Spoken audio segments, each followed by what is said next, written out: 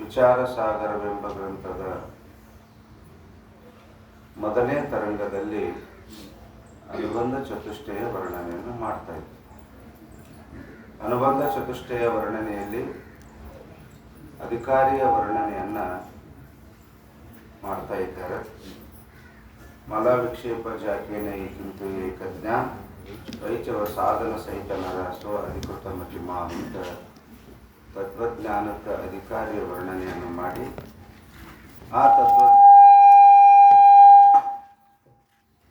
Tone ಅಷ್ಟು ಬಂದ್ ಮಾಡೋದು ಬರೀ ಎರಡಾರು ಚಾಲು ಆ ತತ್ವಜ್ಞಾನಕ್ಕೆ ಸಾಧನೆಗಳನ್ನು ಕೂಡ ವರ್ಣನೆ ಮಾಡಿದರು. ವಿವೇಕಾದಿಗಳು 4, ಶ್ರವಣಾದಿಗಳು 4, ಮಹಾವಾಕ್ಯದ ಉಪದೇಶ, ಇವು 9 ಏನದ ಒಂದು ತತ್ವಜ್ಞಾನಕ್ಕೆ ಸಾಧನೆಗಳು.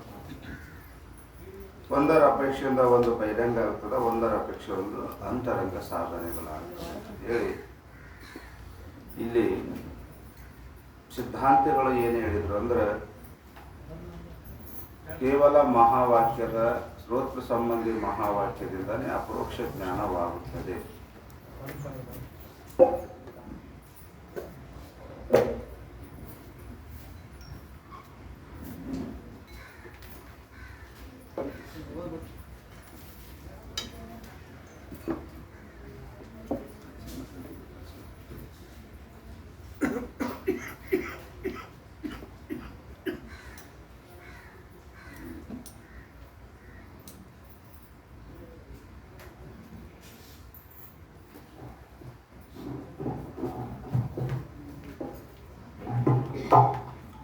ಮುಖ್ಯ ಸಿದ್ಧಾಂತ ಮತದಲ್ಲಿ ಶ್ರೋತ್ರ ಸಂಬಂಧಿ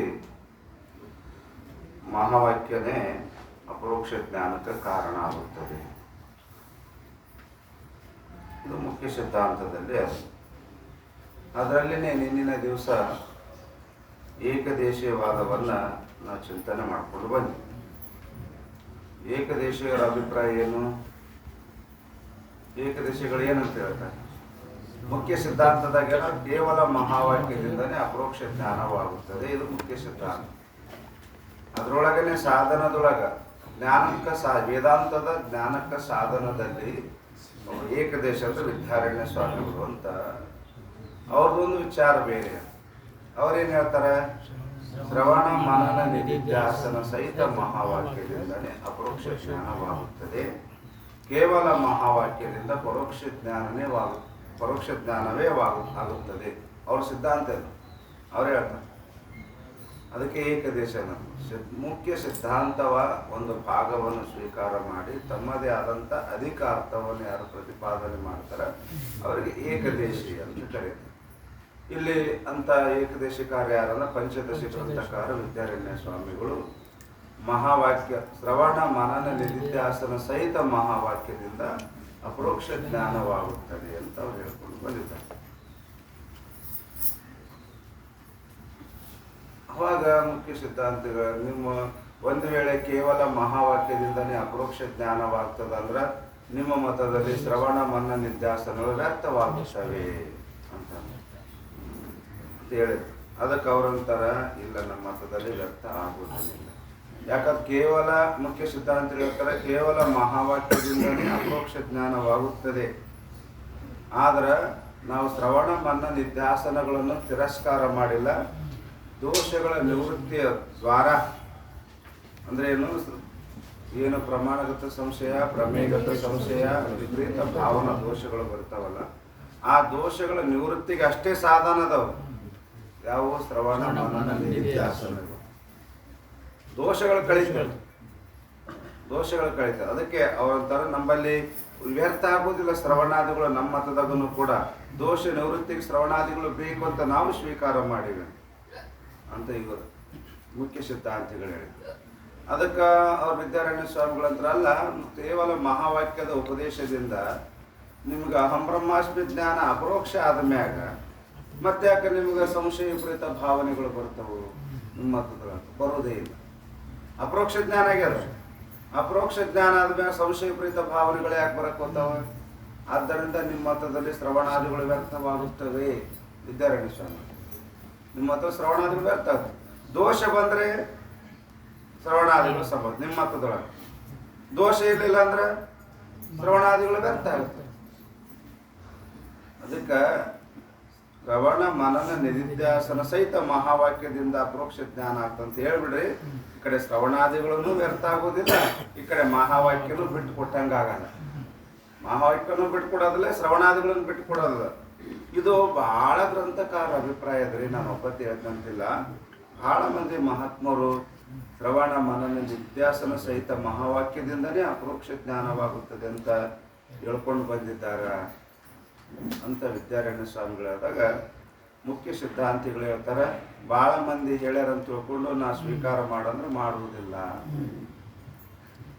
ಭಾಳ ಮಂದಿ ಹೇಳ್ಯಾರಂತ ಇಲ್ಲ, ಭಾಳ ಮಂದಿ ಹೇಳ್ಯಾರ ನೀವು ಸ್ವೀಕಾರ ಮಾಡ್ರಿ ಈ ಮಾತನ್ನ ಇದರ ರೀತಿಯನ್ನ ಭಾಳ ಮಂದಿ ಹೇಳ್ಯಾರ. ಭಾಳ ಮಂದಿ ಹೇಳ್ಯಾರಂತ ತಿಳ್ಕೊಂಡು ನೀವು ಒಪ್ಪ್ರಿ ಅಂತಂದ್ರೆ ನಾವು ಒಪ್ಪಕ್ಕೆ ತಯಾರಿಲ್ಲ ಅಂತ. ಮುಕ್ತ ಏಕದೇಶಿ ಮತಕ ಸವಿಚೀನತ ನೀವೇನು ಹೇಳ್ತಿರಲ್ಲ, ಭಾಳ ಮಂದಿ ಹೇಳ್ಯಾರ ಒಪ್ಪ್ರಿ ಅಂದ್ರೆ ನೀವು ಭಾಳ ಮಂದಿ ಹೇಳ್ಯಾರಂದ್ರೆ ನಾವು ಒಪ್ಪಕ್ಕೆ ತಯಾರಿಲ್ಲ, ನಿಮ್ಮ ಮತ ಯೋಗ್ಯ ಇಲ್ಲ. ಯಾರು ಮುಖ್ಯ ಸಿದ್ಧಾಂತಿಗಳು ಹೇಳ್ತಾರೆ. ಉಕ್ತ ಏಕದೇಶಿ ಮತಕ್ಕೆ ಅಸಮೀಚೀನತ ಅಂದ್ರೆ ವಿದ್ಯಾರಣ್ಯ ಸ್ವಾಮಿಗಳು ಏನು ಹೇಳಿದ್ರಲ್ಲ, ಶ್ರವಣ ಮನನ ನಿಧಿಧ್ಯಾಸನ ಸಹಿತ ಮಹಾವಾಕ್ಯದಿಂದ ಅಪರೋಕ್ಷ ಜ್ಞಾನವಾಗುತ್ತದೆ ಅಂತ ಹೇಳ್ತಕ್ಕಂಥ ಏಕದೇಶ ಅಂದ್ರೆ ವಿದ್ಯಾರಣ್ಯ ಸ್ವಾಮಿಗಳು ಮತ ಅದು ಯೋಗ್ಯ ಇಲ್ಲ. ಯಾರು ಹೇಳ್ತಾರೆ? ಮುಖ್ಯ ಸಿದ್ಧಾಂತವಾದಿಗಳು. ಸಂಕ್ಷೇಪ ಶಾರೀರಿಕ ಸರ್ವಜ್ಞಾತ ಮಹಾಮುನಿಗಳು ನೀವು ಭಾಳ ಮಂದಿ ಹೇಳ್ತಾರಂದ್ರೆ ನಾವು ಒಪ್ಪಾಗ್ತಾ ಇಲ್ಲ, ನಿಮ್ಮ ಮಾತು ನನಗೆ ಯಾಕೋ ಸರಿ ಅನಿಸೋದಿಲ್ಲ, ಯೋಗ್ಯ ಇಲ್ಲ. ಯಾಕೆ ಯೋಗ್ಯ ಇಲ್ಲ ಅಂದ್ರೆ ಶಬ್ದಕ್ಕೆ ಯಹ ಸ್ವಭಾವ ಎಂದು ಶಬ್ದದ ಸ್ವಭಾವವನ್ನು ಹೇಳ್ತಾರೆ. ಅದಕ್ಕಿಂತಲೂ ಪೂರ್ವದೊಳಗೆ ಒಂದು 2 ಪದದ ಅರ್ಥ ತಿಳ್ಕೊಬೇಕಾಗ್ತದೆ. ವ್ಯವಹಿತ ಮತ್ತು ಅವ್ಯವಹಿತ ಅಂತ ಶಬ್ದ ಬರ್ತದೆ. ಅದ್ರ ಮ್ಯಾಗ ಒಂದು ಟಿಪ್ಪಣಿ ಕೊಟ್ಟಾರ, ವ್ಯವಹಿತ ಮತ್ತು ಅವ್ಯವಹಿತ. 46ನೇ ಟಿಪ್ಪಣಿ. ಅದು ಟಿಪ್ಪಣಿ ಹೇಳ್ಕೊಂಡು ಮುಂದಕ್ಕೆ ಹೋದ್ರೆ ನಮ್ಗೆ ವಿಷಯ ಮುಂದಕ್ಕೆ ಹೋಗ್ತಾರೆ. 46ನೇ ಟಿಪ್ಪಣಿ ನೋಡಿ, 46ನೇ ಟಿಪ್ಪಣಿ. 46ನೇ ಟಿಪ್ಪಣಿಯಲ್ಲಿ ಅಲ್ಲಿ ಹೇಳ್ತಾರೆ ವ್ಯವಹಿತ ಮತ್ತು ಅವ್ಯವಹಿತ ಶಬ್ದವನ್ನು ಕೇಳಿಸ್ತಾರೆ. ಯಾಕಂದ್ರೆ ಮ್ಯಾಗ ಅವನಲ್ಲಿ ಹೇಳೋದು ಟಿಪ್ಪಣಿ ಸಂಖ್ಯೆ 46. ದೇಶಕೃತ ಕಿಂवा ಕಾಲಕೃತ ಅಂತರಾಯಿಗೂ ವ್ಯವಧಾನ ಕೈಯೇ. ವ್ಯವಧಾನ ಅಂದ್ರೆ ದೇಶದಿಂದ ದೂರ ಇರಬೇಕು ಒಂದು ಮಾತು.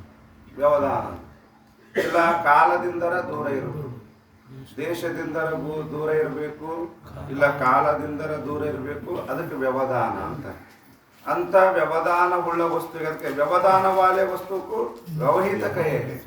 ದೇಶದಿಂದ ಯಾವುದು ದೂರ ಇರುತ್ತದೆಯೋ ಅಂತ ವಸ್ತುವಿಗೆ ನಾವೇನಂತೀವಿ? ವ್ಯವಹಿತ, ವ್ಯವಧಾನ ಉಳ್ಳದ್ದು. ಅಥವಾ ಕಾಲದಿಂದ ಯಾವುದು ದೂರ ಇರುತ್ತದೆಯೋ ಅದಕ್ಕೂ ಕೂಡ ಏನಂತಾರ? ವ್ಯವಹಿತ ಅಂತ ಕರೀತಾರೆ. ಅದನ್ನೇ ಬಿಡಿಸಿ ಹೇಳ್ತಾರೆ.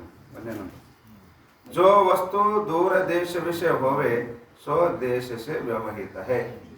ವ್ಯವಹಿತ ದೇಶದ ಯಾವ ವಸ್ತು ಬಹಳ ದೂರ ದೇಶದಲ್ಲಿ ಇರುತ್ತದೆಯೋ ಅದಕ್ಕೇನಂತಾರೆ? ದೇಶದಿಂದ ವ್ಯವಹಿತ. ದೇಶದಿಂದ जो वस्तु भूत किंवा भविष्यತ್ ಕಾಲ ವಿಷಯ ಹೋವೆ ಸೋ ಕಾಲ ಕರಿ ವ್ಯವಹಿತ ಹೇ. ಈಗ ನಾವು ಸದ್ಯ ವರ್ತಮಾನ ಕಾಲದಾಗ ಇದ್ದೀವಲ್ಲ, ಈಗ ನಮಗೆ ವ್ಯವಹಿತ ಏನಂದ್ರೆ ಯಾವ ವಸ್ತು ಭೂತ ಕಾಲದಲ್ಲಿ ಇತ್ತು, ಮುಂದೆ ಭವಿಷ್ಯತ್ ಕಾಲದಾಗ ಇರ್ಬೋದು ಅಂತ ವಸ್ತುವಿನ ಏನಂತೀವಿ ನಾವು? ಕಾಲದಿಂದ ವ್ಯವಹಿತ ಅಂತ ಕರಿತೀವಿ. ವಸ್ತು ದೇಶದಿಂದ ಒಂದು ದೂರ ದೇಶದೊಳಗಿತ್ತು ಅಂದ್ರೆ ದೇಶದಿಂದ ವ್ಯವಧಾನಗೊಳ್ಳುತ್ತು. ಇಲ್ಲ ಭೂತ ಕಾಲದಾಗಿತ್ತು, ಇಲ್ಲ ಮುಂದೆ ಭವಿಷ್ಯತ್ ಕಾಲದಾಗ ಇರ್ತದೆ ಅಂದ್ವಿ ಅಂದ್ರೆ ನಮಗೇನಾಗ್ತದೆ? ಅದು ಕಾಲದಿಂದ ವ್ಯವಹಿತ.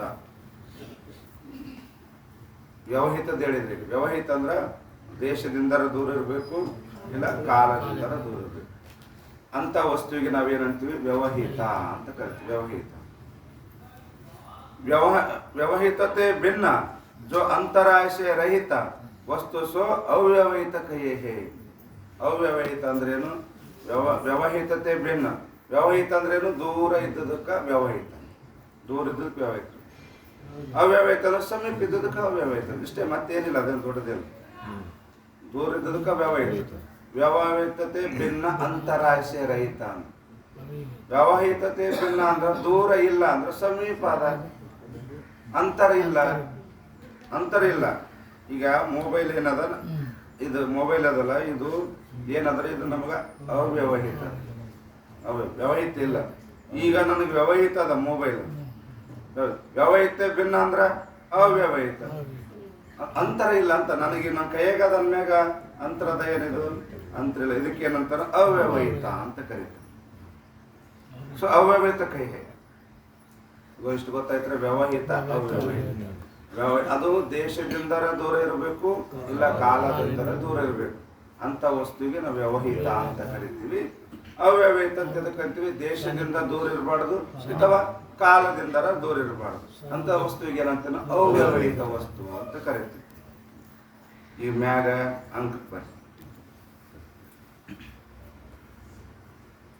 ಉಕ್ತ ಏಕದೇಶಕ್ಕೆ ಮತಕ್ಕೆ ಅಸಮೀಚೀನತ ಇಲ್ಲಿ ಪರ್ಯಂತರವಾಗಿ ಹೇಳಿದಂತ ವಿದ್ಯಾರಣ್ಯ ಸ್ವಾಮಿಗಳು ಏಕದೇಶ 22ನೇ ಅಂಕ 22ನೇ ಅಂಕ ವಿಷಯಗಳ ಮ್ಯಾಗ. ಕೆಲವು ಗ್ರಂಥಗಳು ಬೇರೆ ಬೇರೆ ಆಗ್ಯಾವ, ಸಮಸ್ಯೆ ಆಯ್ತು ಕೇಳಲ್ಲ. ಇಲ್ಲ ಇದು ಸಹಜಾನಂದ ಪೌರ್ಣಿಮೆ ಮಾಡ್ದಾರಲ್ಲ, ಆ ಕನ್ನಡ ಗ್ರಂಥ ಇದ್ರೆ ಏನ್ ಪ್ರಾಬ್ಲಮ್ ಇಲ್ಲ. ಇನ್ನೊಂದು ಯಾವ್ದೋ ಮಾನ್ಯದ ಗ್ರಂಥ ಅದು ಟಿಪ್ಪಣಿ ನನಗೆ ಸಿಗ್ಲಿಲ್ಲ. ಸ್ವಾಮಿ ಜರ್ಬಾನ್ ತೋರಿಸಿದ್ರಿ ನೋಡಿ, ನೀವು ಪೂರ ಮುಗಿಯತ್ತಾನ ಗುಡಿ ಕೇಳಿದ್ರೆ ಸಿಗ್ಲಿಲ್ಲ ಅಂದ್ರೆ ಅವರು ಸರಿ ಅದೇ ಅಂತ ನೋಡಿದ್ರೆ ನನಗೆ ಸಿಗ್ಲಿಲ್ಲ. ಅದು ನಾನಂದ್ರೆ ನನಗೆ ಸಿಗ್ಲಿಲ್ಲ, ನಿಮಗೆ ಎಲ್ಲಿದ್ದ ಸಿಗ್ತದ್ರಿ, ಇದು ರೆಫರ್ ಮಾಡಕ್ ಹೋಗ್ಬೇಡ್ರಿ. ಈಗ ಇನ್ನ ಸಹಜಾನಂದ ಪೌರ್ಣಿಮೆ ಬರ್ದಾರಲ್ಲ, ಇದಕ್ಕ ಮತ್ತೆ ನಮ್ಮ ಹಿಂದಿ ಗ್ರಂಥಕ್ಕ ಕಳಿ ಹೋಗ್ತಾರ, ಸೇರಿಸಿದ ಅಂಕ ನಂಬರ್ ಆಗುತ್ತೆ ಕೆಳಗ ಮ್ಯಾಗ ಸೀದಾ ಗೊತ್ತಾಗ್ತದೆ. ಈಗ ನೋಡ್ರಿ, शब्द का यहाँ स्वभाव है, शब्द का यहाँ स्वभाव. ಅದಕ್ಕಿಂತಲೂ ಪೂರ್ವದ ಇಂದ ಲಾಸ್ಟ್ ಮುಕ್ತಾಯದಾಗೇನು ये बहुत ग्रंथकारों का मत है अंदिದ್ರು ಅವರು. ಅದಕ್ಕೆ ಪರಂತು ಯಹ ಮತ ಸಮೀಚೀನ ನಹಿ, ಬಹಳ ಗ್ರಂಥಕಾರ ಮತ ಅದಂದ್ರೂ ಕೂಡ ಅದು ಮತ ಯೋಗ್ಯ ಇಲ್ಲವೇ ಇಲ್ಲ. ಕಾಯ್ತೆ ಯಾಕಂದ್ರೆ ಯಾಕಂದರೆ ಶಬ್ದಕ್ಕ ಯಹ ಸ್ವಭಾವ ಹೈ. ಅದನ್ನ ಇಲ್ಲಿಗ ಜಂಟು ತಗೋಬೇಕು. ಹಿಂದಿಂದು ಕಾಹೇತೆ ಅಂತ ಶಬ್ದ ಅಲ್ಲಿ. ಯಾಕಂದರೆ ಯಹ ಶಬ್ದಕ್ಕ ಸ್ವಭಾವ, ಶಬ್ದದ ಸ್ವಭಾವ. ಯಾಕ ಆ ಮತ ಯೋಗ್ಯ ಇಲ್ಲಪ್ಪ, ಆ ಮತ ಏಕದೇಶಿ ಮತ ಯಾಕೆ ಯೋಗ್ಯ ಇಲ್ಲ ಅಂದ್ರೆ ಶಬ್ದದ ಸ್ವಭಾವ. ಏನು ಶಬ್ದದ ಸ್ವಭಾವ? ಒಂದು ನಂಬರ್, ಜೋ ವಸ್ತು ವ್ಯವಹಿತ ಹೋವೆ ತಾಕ ಶಬ್ದ ಸೆ ಪರೋಕ್ಷ ಹಿ ಜ್ಞಾನ ಹೈ ಹೋವೆ. ಯಾವ ವಸ್ತು ವ್ಯವಹಿತ ಇರುತ್ತದೆ ಆ ವಸ್ತುವಿಂದ ಏನಾಗ್ತದೆ? ಶಬ್ದದಿಂದ ಪರೋಕ್ಷ ಜ್ಞಾನವೇ ಆಗುತ್ತದೆ. ಯಾವ ವಸ್ತು ವ್ಯವಹಿತ ಇರ್ತದೆ, ಅದು ದೇಶದಿಂದ ವ್ಯವಹಿತ ಇರಬಹುದು ಅಥವಾ ಕಾಲದಿಂದ ವ್ಯವಹಿತ ಇರಬಹುದು. ಯಾವ ವಸ್ತು ದೇಶದಿಂದರಾಗಲಿ ಕಾಲದಿಂದರಾಗಲಿ ವ್ಯವಹಿತ ಇರುತ್ತದೆಯೋ ಅಂತ ವಸ್ತುವಿಂದು ಏನಾಗ್ತದ? ಪರೋಕ್ಷ ಜ್ಞಾನವೇ ಆಗುತ್ತದೆ. ಪರೋಕ್ಷ ಜ್ಞಾನವೇ किसी प्रकार से व्यवहित वस्तु का शब्द से अपरोक्ष ज्ञान होवे नहीं. ಹೆಂಗ ವಿಚಾರ ಮಾಡಿದ್ರು ಕೂಡ ವ್ಯವಹಿತ ಉಳ್ಳಂತ ವಸ್ತುವೆಂದು ಅಪರೋಕ್ಷ ಜ್ಞಾನ ಆಗುವುದೇ ಇಲ್ಲ. ಈಗ ನಿಮಗೆ ಪರ್ವತ ವನ್ಯಮಾನ್ ಮನೆ ಕೇಳ್ಕೊಂಬಂದೇನೆ, ಬೆಂಕಿ ಜ್ಞಾನ ಆಗ್ಯದ ಇಲ್ಲ ನಿಮಗ? ಬೆಂಕಿ ಜ್ಞಾನ ಆಗ್ಯದ.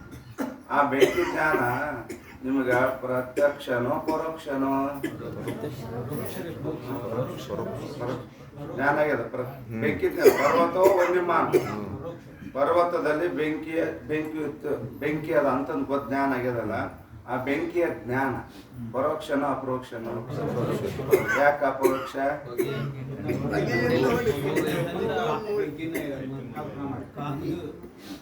ಯಾಕದ ಪರೋಕ್ಷ ಅಂದ್ರೆ ವ್ಯವಹಿತ ಅದ, ಅದು ದೂರ ಅದ. ದೂರದ ಮತ್ತೆ ಹೊಗೆಯನ್ನು ಸಮೀಪ ಅದ, ಅದನ್ನು ಪರ್ವತದಾಗ ಅದ ಹೊಗೆ, ಹೌದಿಲ್ಲ? ಹೊಗೆ ಅದಲ್ಲ, ಹೊಗೆಯಂತೂ ಸಮೀಪ ಅದ, ಹೊಗೆನೂ ದೂರ ಅದ ಇಲ್ಲ.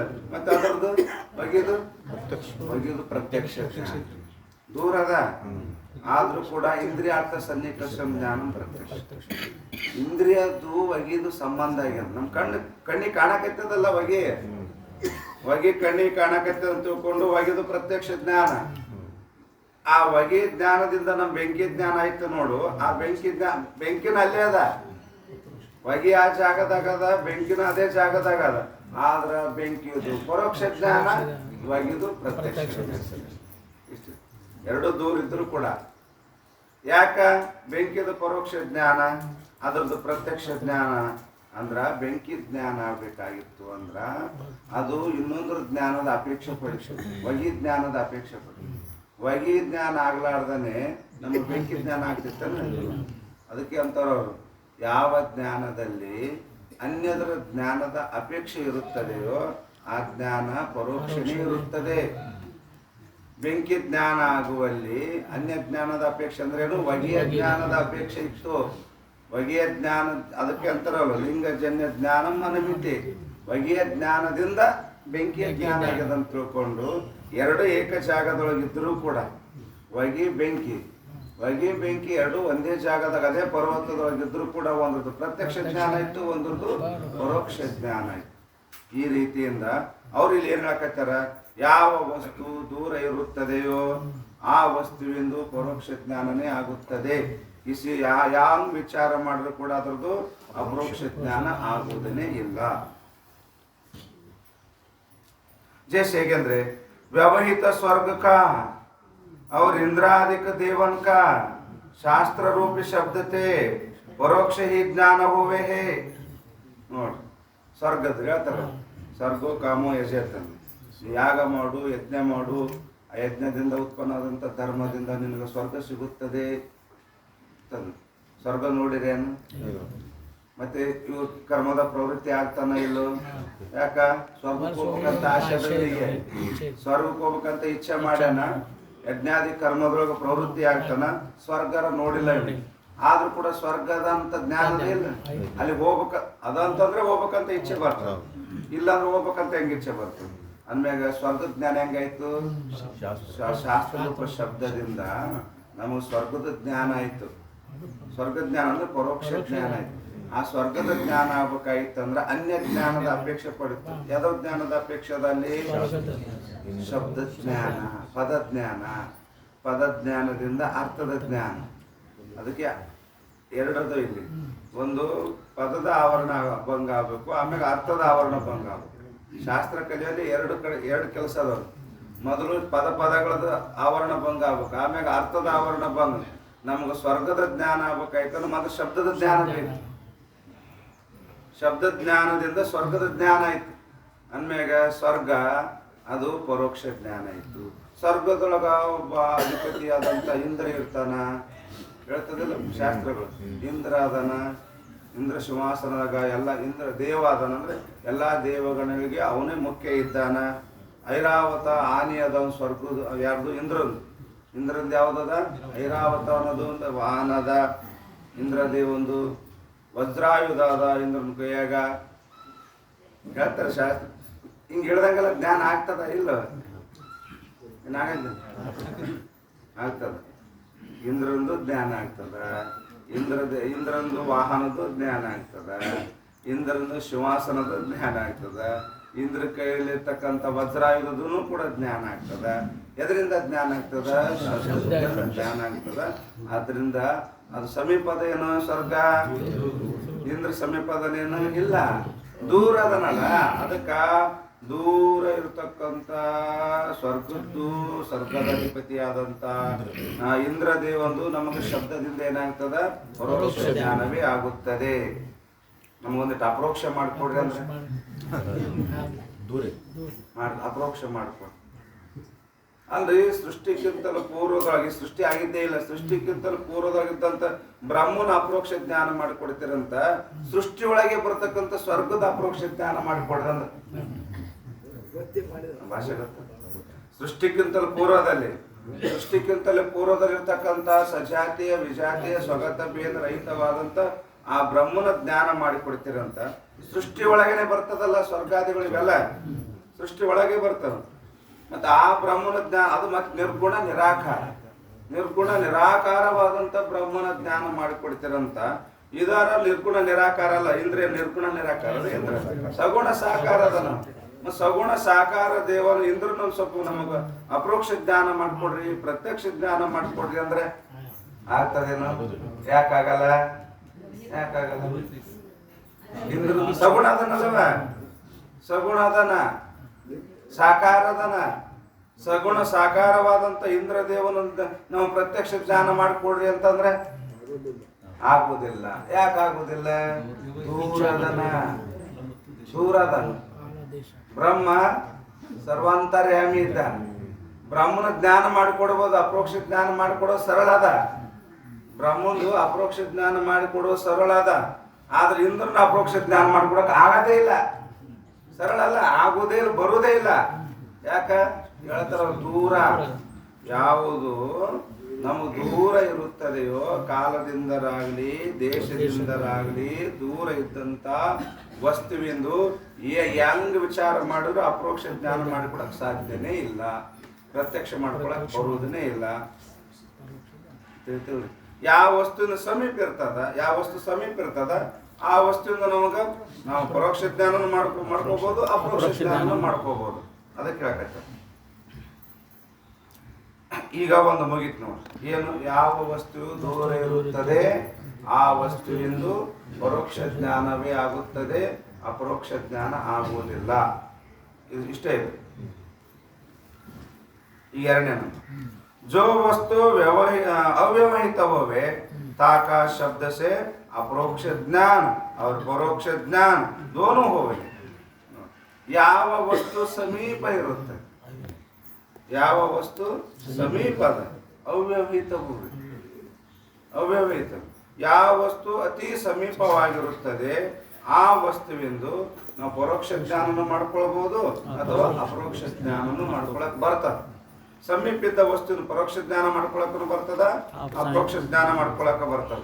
ಅದೇ ದೂರ ಇದ್ದ ವಸ್ತುವಿಂದು ಕೇವಲ ಪರೋಕ್ಷ ಜ್ಞಾನ ಮಾತ್ರ ಮಾಡ್ಕೊಳಕ್ ಬರ್ತದೆ. ಈ 1 ನಂಬರ್ ಅದನ್ನೇ ತಿಳಿಸಿ ಹೇಳ್ತಾರೆ. ಈಗ ಪರೋಕ್ಷನು ಬರ್ತದ, ಅಪರೋಕ್ಷ ಮಾಡ್ಕೊಳಕ್ ಬರ್ತಂದ್ರ ಯಾವ ವಸ್ತು ಸಮೀಪ ಇರುತ್ತದೆಯೋ ಆ ವಸ್ತುವಿಂದು ನಾವು ಪರೋಕ್ಷ ಜ್ಞಾನ ಮಾಡ್ಕೊಳ್ಳಕ್ಕೂ ಬರ್ತದ, ಅಪರೋಕ್ಷ ಜ್ಞಾನ ಮಾಡ್ಕೊಳ್ಳಕ್ಕೂ ಬರುತ್ತದೆ. ಯಾಕ? ಶಬ್ದಕ ಯಹ ಸ್ವಭಾವ ಹೇ. ಶಬ್ದದ ಸ್ವಭಾವ ಹೇಳ್ತಾರೆ. ಶಬ್ದದ ಸ್ವಭಾವ. ಶಬ್ದ ಏನ್ ಮಾಡ್ತದಪ್ಪ? ದೂರ ವಸ್ತುವಿಂದು ಪರೋಕ್ಷ ಜ್ಞಾನ ಮಾಡಿಕೊಡುತ್ತದೆ, ಸಮೀಪ ಇದ್ದ ವಸ್ತುವಿಂದು ಶಬ್ದ ಪರೋಕ್ಷ ಜ್ಞಾನ ಮಾಡಿಕೊಡುತ್ತದೆ, ಅಪರೋಕ್ಷ ಜ್ಞಾನ ಮಾಡಿಕೊಡುತ್ತದೆ. ಯಹ ಶಬ್ದಕ ಸ್ವಭಾವ ಹೇ. जहाँ अव्यवहित वस्तु को शब्द अस्थि रूप से बोधन करे तहाँ ಅವ್ಯವಹಿತ का भी परोक्ष ज्ञान होवे है. ಹೇಳ್ತಾರೆ. ಯಾವುದು ಅವ್ಯವಹಿತ ಸಮೀಪ ವಸ್ತು, ಸಮೀಪ ಇದ್ದಂಥ ವಸ್ತುವಿಂದು ಶಬ್ದ ಅಸ್ಥಿ ರೂಪದಿಂದ ಬೋಧನೆ ಮಾಡಿತು ಅಂದ ಅದ ಅದ ಅದ ಅಂತ ತಿಳ್ಕೊಂಡು ಅಸ್ಥಿ ರೂಪದಿಂದ ಬೋಧನೆ ಮಾಡಿದ್ರಂದ್ರೆ ಕೇಳ್ತಕ್ಕಂಥ ಶ್ರೋತ ಪುರುಷನಿಗೆ ಅತಿ ಸಮೀಪ ಇದ್ದಂಥ ವಸ್ತುವೆಂದು ಪರೋಕ್ಷ ಜ್ಞಾನವೇ ಆಗುತ್ತದೆ. ಎಲ್ಲರಲ್ಲಿ ಕೂತಿರಲ್ಲ.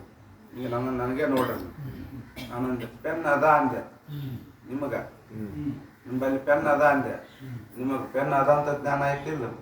ಆಗ್ತದಿಲ್ಲ? ಏನಂತಾರೆ? ಪ್ರತ್ಯಕ್ಷ ಜ್ಞಾನ ಅಲ್ಲ, ನಂದು ಪ್ರತ್ಯಕ್ಷ ಜ್ಞಾನ ನಿಮಗದ.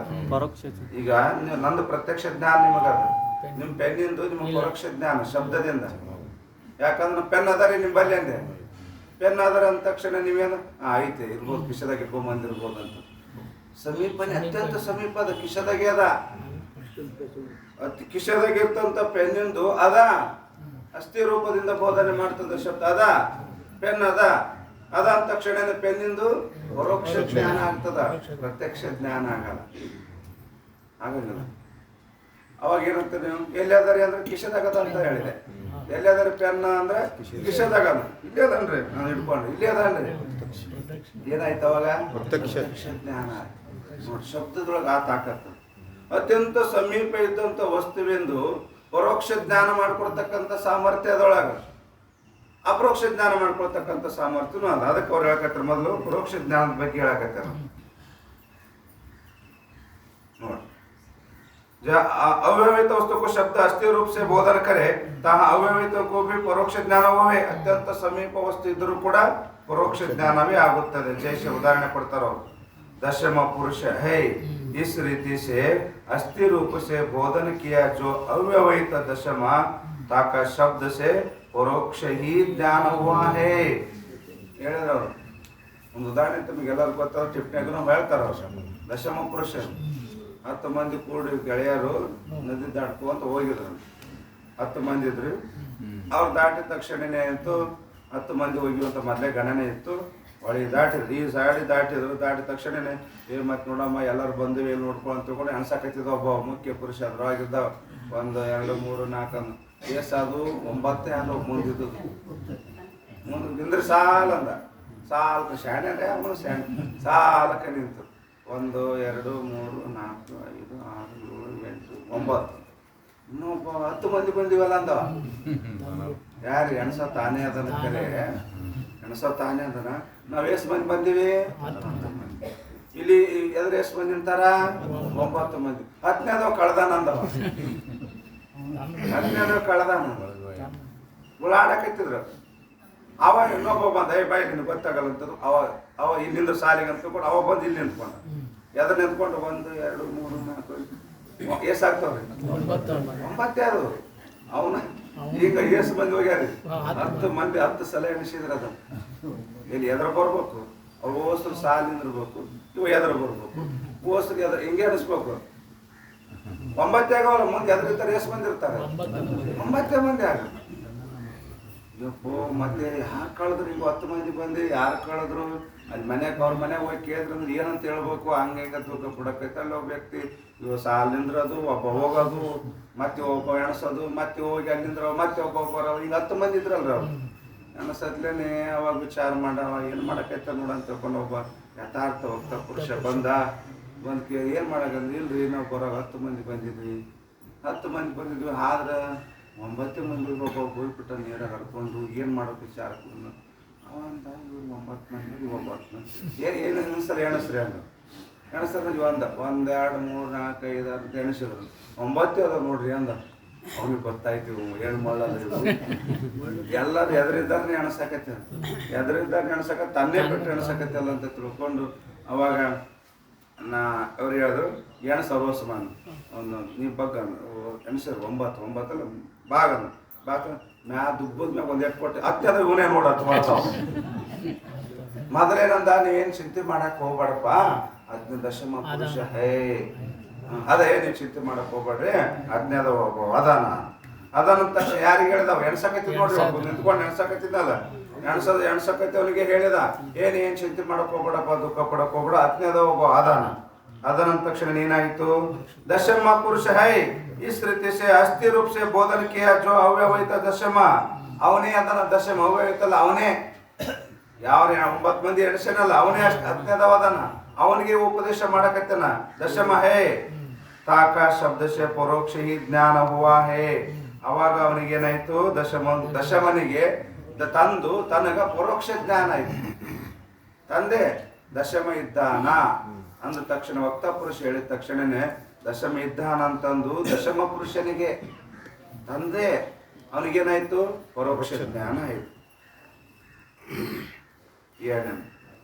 जहाँ अव्यवहित वस्तु को या है इस रीति से शब्द बोधन करे तहाँ अव्यवहित शब्द से अप्रोक्ष ज्ञान ही वो है परोक्ष नहीं ಅವಾಗ ಹೇಳ್ತಾರೆ ಯಾವಾಗ ಅವ್ಯವಹಿತವಾದಂಥ ವಸ್ತುವಿಂದು ಶಬ್ದ ಯಹ ರೂಪ ಇದು ರೂಪದಿಂದ ಬೋಧನೆ ಮಾಡ್ತದ ಆ ಇದು ರೂಪದಿಂದ ಶಬ್ದ ಬೋಧನೆ ಮಾಡ್ತು ಅಂದ್ರೆ ಅವಾಗ ಏನಾಗ್ತದ ಅಪರೋಕ್ಷ ಜ್ಞಾನವಾಗುತ್ತದೆ ಅವ್ಯವಹಿತ ಶಬ್ದ से ಅಪರೋಕ್ಷ ಜ್ಞಾನ ಹೋಯ್ ಪರೋಕ್ಷ ನೈ ಪರೋಕ್ಷ ಆಗೋದಿಲ್ಲ ಶಬ್ದ ಹೆಂಗ್ ಹೇಳ್ತಾರೆ ಹಂಗೆ ಜ್ಞಾನ ಆಗ್ತದೆ ನೋಡ್ರಿ ಅದ ಅಂತದ್ ಅಸ್ಥಿ ರೂಪದಿಂದ ಬೋಧನೆ ಮಾಡ್ತು ಪರೋಕ್ಷ ಜ್ಞಾನ ಇದು ಅಂತ ಬೋಧನೆ ಮಾಡ್ತು ಅಂದ್ರೆ ಅಪರೋಕ್ಷ ಜ್ಞಾನ ಆಗ್ತದೆ ಜೈಸೆ ಅದೇ ದಶಮನ ಉದಾಹರಣೆನೆ ಅದೇ ದಶಮ ಉದಾಹರಣೆ ಜೈಸೆ ದಶಮ ತೂ ಹೈ ಅವಾಗ ಅವಂದ ದಶಮ ಪುರುಷ ದಶಮ ಇದ್ದಾನಂದ್ರೆ ಅಲ್ರಿ ಎಲ್ಲಿ ಅದನ ದಶಮ ಪುತ್ರ ಚದಸ್ತಿ ದಶಮ ಅದನ ಅಂತ ಹೇಳಕತ್ತಿರಲ್ಲ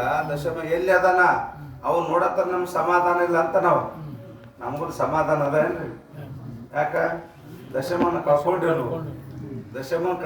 ಅವ್ನು ನೋಡತ್ತನ ಅವನು ಪ್ರತ್ಯಕ್ಷ ಆಗತ್ತಾನ ನಮಗ್ ಮಾತ್ರ ಸಮಾಧಾನ ಜೀವಾತ್ಮನೆ ಸಮಾಧಾನ ಇಲ್ಲವೇ ಇಲ್ಲ ಅಂದ್ರೆ ನಮ್ಮ ಯಥಾರ್ಥ ಸ್ವರೂಪವನ್ನು ಅರಿವತ್ತನ ಈ ಜೀವಾತ್ಮನಿಗೆ ಸಮಾಧಾನ ಇಲ್ಲವೇ ಇಲ್ಲ ಇವಂತನ ಕೇಳ್ತಾನ ವಕ್ತ ಪುರುಷನಿಗೆ ದಶಮ ಪುರುಷ ಇದ್ದಾನಂದ್ರಿ ಅಲ್ರಿ ದಶಮ ಪುರುಷ ಕುತ್ರ ಚಿದಸ್ತಿ ಎಲ್ಲಿ ಅದನ ದಶಮ ಪುರುಷ ಅಂದಾಗ ಅವ ಆತನ ದಶಮ ತೂ ಹೈ ನೀನೇ ದಶಮ ಇದ್ದೀಯಪ್ಪ ಮತ್ತೆ ಎಲ್ಲಾರ ಹುಡುಕಿ ಕಳೆದೋಗಿನಂತ ತಿಳ್ಕೊಬೇಡ. ನೀನೇ ಅಜ್ಞಾನ ದಶಮ ಪುರುಷ, ನೀನೇ ಐತಿ.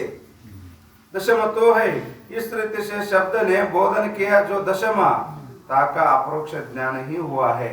ಅವನಿಗೆ ತಂದೇನಾಯ್ತು, ದಶಮ ನೀನೇ ಇದ್ದಿ ಅಂತ ತಕ್ಷಣ ಭಕ್ತ ಪುರುಷ ಹೇಳಿದಾಗ ಅಹಂ ದಶಮಃ ಅಂತ ಸಮಾಧಾನ ಆಯ್ತು ಅವನಿಗೆ. ಅಯ್ಯೋ ನಾನೇ ಅಜ್ಞಾನದ ಇದ್ದೀನಲ್ಲ, ಕಳೆದಂದ್ರೆ ಅಜ್ಞಾನ ಕಳೆದಿಲ್ಲ, ಕಳೆದಂಗ ಆಗಿತ್ತು, ಈಗ ಸಿಕ್ಕಂಗ ಆಯ್ತು. ಯಾರು ತಾನೇ ಕಳೆದವನು ತಾನೇ ಸಿಕ್ಕವನು ತಾನೇ, ಬೇರೆದಾರಲ್ಲ. ಯಾರು ಬೇರೆ ವಸ್ತು ತನಕ್ಕಿಂತಲೂ ಭಿನ್ನ ವಸ್ತು ಇಲ್ಲ ಇಲ್ಲಿ. ದಶಮ ಪುರುಷ ತಾನೇ ಇದ್ದಾನ, ತಾನು ಮರೆತು ಕಳೆದಿನ ತಾನು ಭಾವನೆ ಆಗಿತ್ತು. ಯಾವಾಗ ವಕ್ತ ಪುರುಷ ನೀನೇ ದಶಮ ಇದ್ದಿ ಅಂತಂದು ಬೋಧನೆ ಮಾಡಿದ್ರು, ಅವಾಗ ಅವನಿಗೇನಾಯ್ತು, ಅಹಂ ದಶಮಃ ಅಂತ ತಿಳ್ಕೊಂಡು ನಾನೇ ಅಜ್ಞಾನ ವಿದ್ಯೆ ಅಂತ ತಿಳ್ಕೊಂಡು ಈಗ ರೋಧನೆ ಮಾಡ್ತಾರನೋ ಅಳ್ತಾರ, ಮನಸ್ಸು ವಿಕ್ಷೇಪ ಆಗ್ತದೇನವ್ರಿಗೆ ಆಗೋದಿಲ್ಲ. ಯಾಕ ಸಿಕ್ಕನಲ್ಲ ದಶಮ, ಸಿಕ್ಕನ ಇಲ್ವಾ? ಸಿಕ್ಕನ ಕಳೆದ್ರ ಸಿಕ್ತಿದ್ದ, ನೀರಾಗ ಹರಿದು ಹೋಗಿದ್ರ ಅಂದ್ರೆ ಸಿಕ್ತಿದ್ದ. ನೀರಾಗ ಹರಿದು ಹೋಗಿಲ್ಲ, ಅವನೇ ಅದಾನ ಮರು ಅಷ್ಟೇ. ಮೊನ್ನೆ ಹೇಳಿದ ಕಲ್ಪಿತ ಪುರುಷನು ತಾನೇ ಕಲ್ಪಿತ ಪುರುಷ, ತಾನೇ ಮರ್ತಾನ, ತಾನು ತನ್ನನ್ನು ತಾನೇ ಅರ್ತಾನ. ಮೊನ್ನೆ ಹೇಳಿದ್ರು ಶಿವಪುತ್ರ ವಿಷಯದಾಗ ಅದೇ ಬಂದಿರೋದು ವಿಷಯ. ಅದು ಮರ್ತಾವ ಯಾರು ಮರ್ತಾನ? ತನ್ನನ್ನೇ ಮರ್ತಾನ, ತನ್ನನ್ನು ತಾನೇ ಮರ್ತಾನ. ಅರ್ಥನ ಯಾರು? ತಾನೇ. ಯಾರನ್ನ ತಿಳ್ಕೊಂಡ? ತನ್ನನ್ನೇ ತಾ ತಿಳ್ಕೊಂಡ. ಹಿಂಗೆ ಇದೇ ವೇದಾಂತ, ಮತ್ತೇನು ವೇದಾಂತ ಬೇರೆ ಇಲ್ಲ. ಅಪರೋಕ್ಷ ಜ್ಞಾನ ಹಿ ಹೋ ಹೈ. ಇದ್ರ ಸವಿಸ್ತಾರವಾಗಿನ ಟಿಪ್ಪಣಿಯಾಗಿ ಪಂಡಿತ್ ತಮ್ಜೋರ್ ಭಾಷೆ ಅಂತ ಹೇಳಾರೆ. ಈಗ ಬಂದು ತೈಷ ಅದರಂತೆ ಇದು ದೃಷ್ಟಾಂತ ಆಯಿತು. ದೃಷ್ಟಾಂತ ಅಂದ್ರೆ ಶಬ್ದದ ಸ್ವಭಾವ. ಯಾವ ವಸ್ತು ದೂರ ಇರುತ್ತದೆ ಆ ವಸ್ತುವಿಂದು ಶಬ್ದ ಏನ್ ಮಾಡಿಕೊಡ್ತದ? ಪರೋಕ್ಷ ಜ್ಞಾನ ಮಾಡಿ ಕೊಡುತ್ತದೆ. ಯಾವ ವಸ್ತು ಸಮೀಪ ಇರುತ್ತದೆ ಆ ವಸ್ತುವಿಂದು ಶಬ್ದ ಪರೋಕ್ಷ ಜ್ಞಾನವನ್ನು ಮಾಡಿಕೊಡ್ತದ, ಪರೋಕ್ಷ ಜ್ಞಾನವನ್ನು ಮಾಡಿಕೊಡುತ್ತದೆ. ಹೆಂಗ್ರಿ ಅಂದ್ರ ಅಸ್ಥಿ ರೂಪದಿಂದ ಬೋಧನೆ ಮಾಡಿದ್ರ ಪರೋಕ್ಷ ಜ್ಞಾನ ಆಗ್ತದ, ಯಹ ರೂಪದಿಂದ ಬೋಧನೆ ಮಾಡಿದ್ರೆ ಅಪರೋಕ್ಷ ಜ್ಞಾನ ಆಗುತ್ತದೆ. ಅದಾ ಅಂತ ಹೇಳಿದ್ರಪ್ಪ ಅಂದ್ರೆ ಪರೋಕ್ಷ ಜ್ಞಾನ ಆಗ್ತದ. ನೀನೇ ಇದ್ದಿ ಅಂದ್ರಪ್ಪ ಅಂದ್ರೆ ಬ್ರಹ್ಮ ಅದ ಅಂದ್ರೆ ಪರೋಕ್ಷ, ನೀನೇ ಬ್ರಹ್ಮ ಅಂದ್ರೆ ಅಪರೋಕ್ಷ ಜ್ಞಾನ. ಇಷ್ಟೇ ಅದರಂತೆ ಅದೇನು ಸಿದ್ಧಾಂತ ಹೇಳ್ತಾರೆ. ಬ್ರಹ್ಮ ಸರ್ವಕ ಆತ್ಮವನೈತೆ ಅತ್ಯಂತ ಅವ್ಯವಹಿತ ಹೇ. ನಾ ಹೇಳಿದ್ನಲ್ಲ, ಬ್ರಹ್ಮನ ಸ್ವರೂಪದ ಅಪರೋಕ್ಷ ಜ್ಞಾನ ಮಾಡಿಕೊಡೋದು ಸರಳದ. ಆದ್ರ ಇಂದ್ರ ಯಾವಾಗಲೂ ಕೂಡ ಅಪರೋಕ್ಷ ಆಗಲ್ಲವ ಇಂದ್ರ. ಯಾಕ ಬ್ರಹ್ಮ ಯಾಕ ಸರಳದಂದ್ರ ಸರ್ವಾಂತರ್ಯಾಮಿ, ಎಲ್ಲರ ಆತ್ಮ ಸ್ವರೂಪನೇ ಬ್ರಹ್ಮ ಇದ್ದಾನ. ಬ್ರಹ್ಮ ಸರ್ವಕ ಆತ್ಮವನೈತೆ ಅತ್ಯಂತ ಅವ್ಯವಹಿತ ಹೇ. ಎಲ್ಲರ ಆತ್ಮ ಬ್ರಹ್ಮ ಸ್ವರೂಪದ ಇಲ್ಲ. ಕೇಳ್ಕೊಂಡಾರ ಬಂದಿರಲ್ಲ, ಇಂದ ಅನುಮಾನ ಪ್ರಮಾಣದ ಹೇಳಿರಲ್ಲ.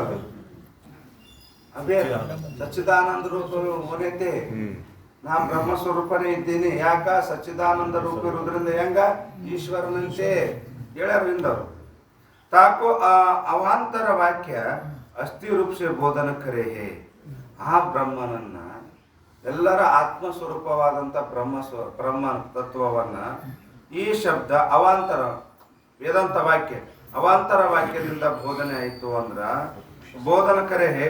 अस्थि रूप से बोधन करे है याते अव्यवहित ब्रह्म का भी अवांतर वाक्यते परोक्ष ज्ञान हुए है.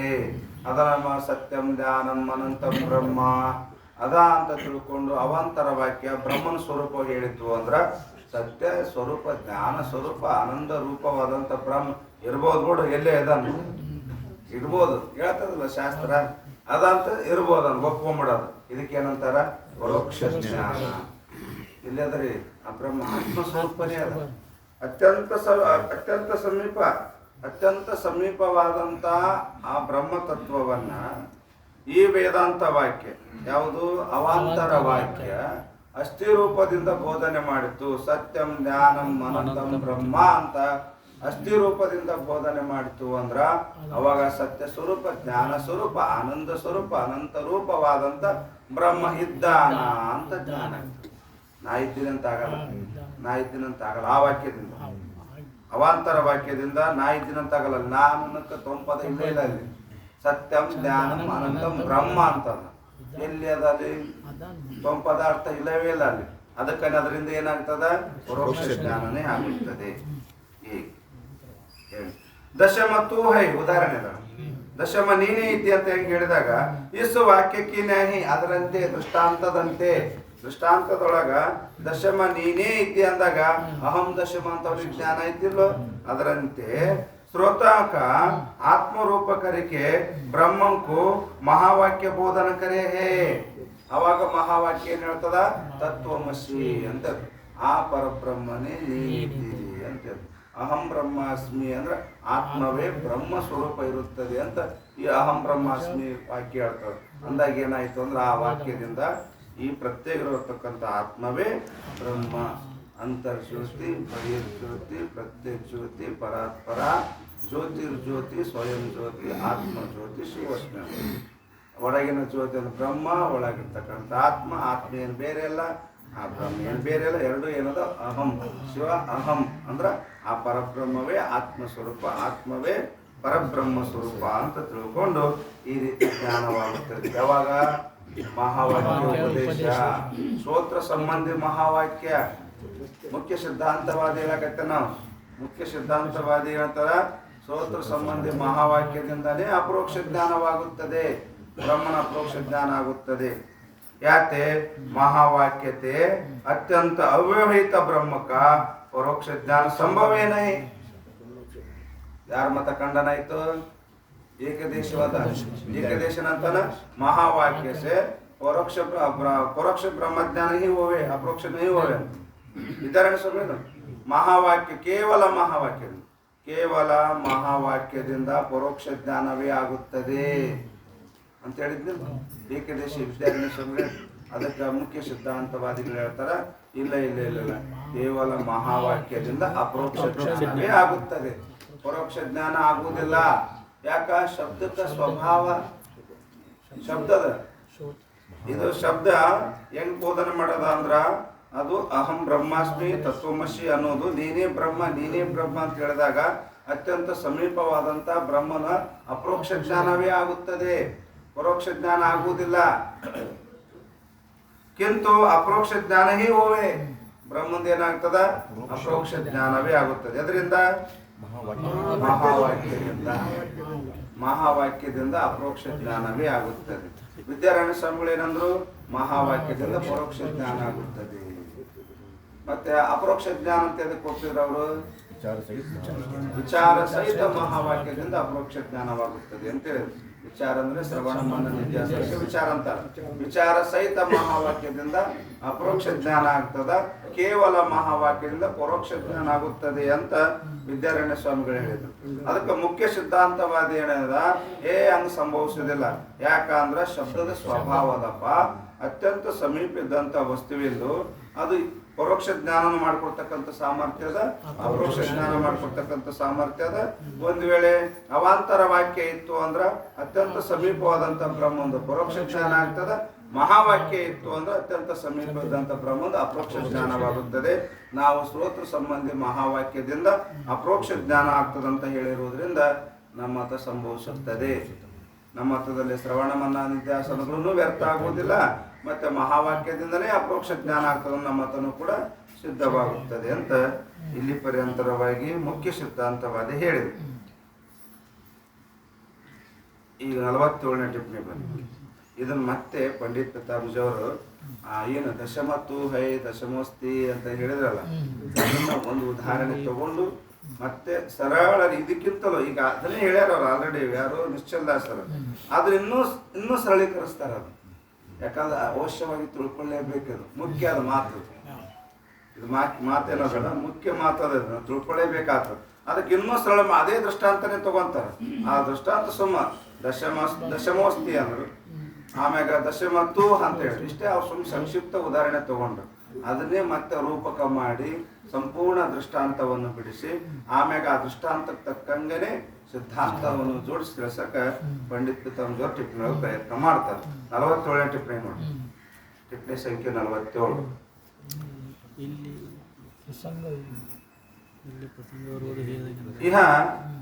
यह प्रसंग है ಎಲ್ಲಿ ಬಂದದ್ದು ದಶಮ ಜೈಸೆ ಅಂತ ಶಬ್ದ ಬಂದದ್ದು ಅಲ್ಲಿ ಟಿಪ್ಪಣಿ ದಶಮ ಪುರುಷ ಹೇ ಜೈಸೆ ದಶಮ ಪುರುಷ ಹೇ ಅಂತ ಬಂದ ದಶಮ ಪುರುಷನ ಬಳಿ ಬಂದದ್ದು ಆ ದೃಷ್ಟಾಂತದಲ್ಲಿ ಪ್ರಸಂಗದಲ್ಲಿ ಜೈಸೆ ಹೇಗೆಂದ್ರೆ ಕೋಯಿ ದಶ ಬಾಲಕತೆ ಹೇಳಿದ್ರು.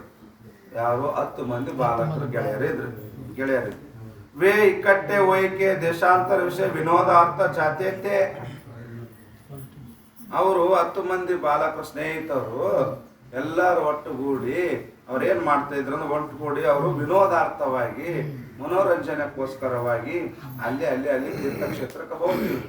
ನೋಡ್ತಿದ್ರು ತೀರ್ಥಕ್ಷೇತ್ರದಾಗ ಏನು ಭಕ್ತರ ಸಂಖ್ಯೆ ಕಡಿಮೆ ಅದ ಇವತ್ತಿನ ಕಾಲ. ಎಷ್ಟು ಮಂದಿ ಭಕ್ತರ, ಜಾಗ ಇಡಕ ಕಾಲಿಲ್ಲ, ಕಾಲಿಡಕ ಜಾಗ ಇಲ್ಲ, ಅಷ್ಟು ಮಂದಿ ಭಕ್ತರು ನಾನು ವಿಚಾರ ಮಾಡಿದೆ.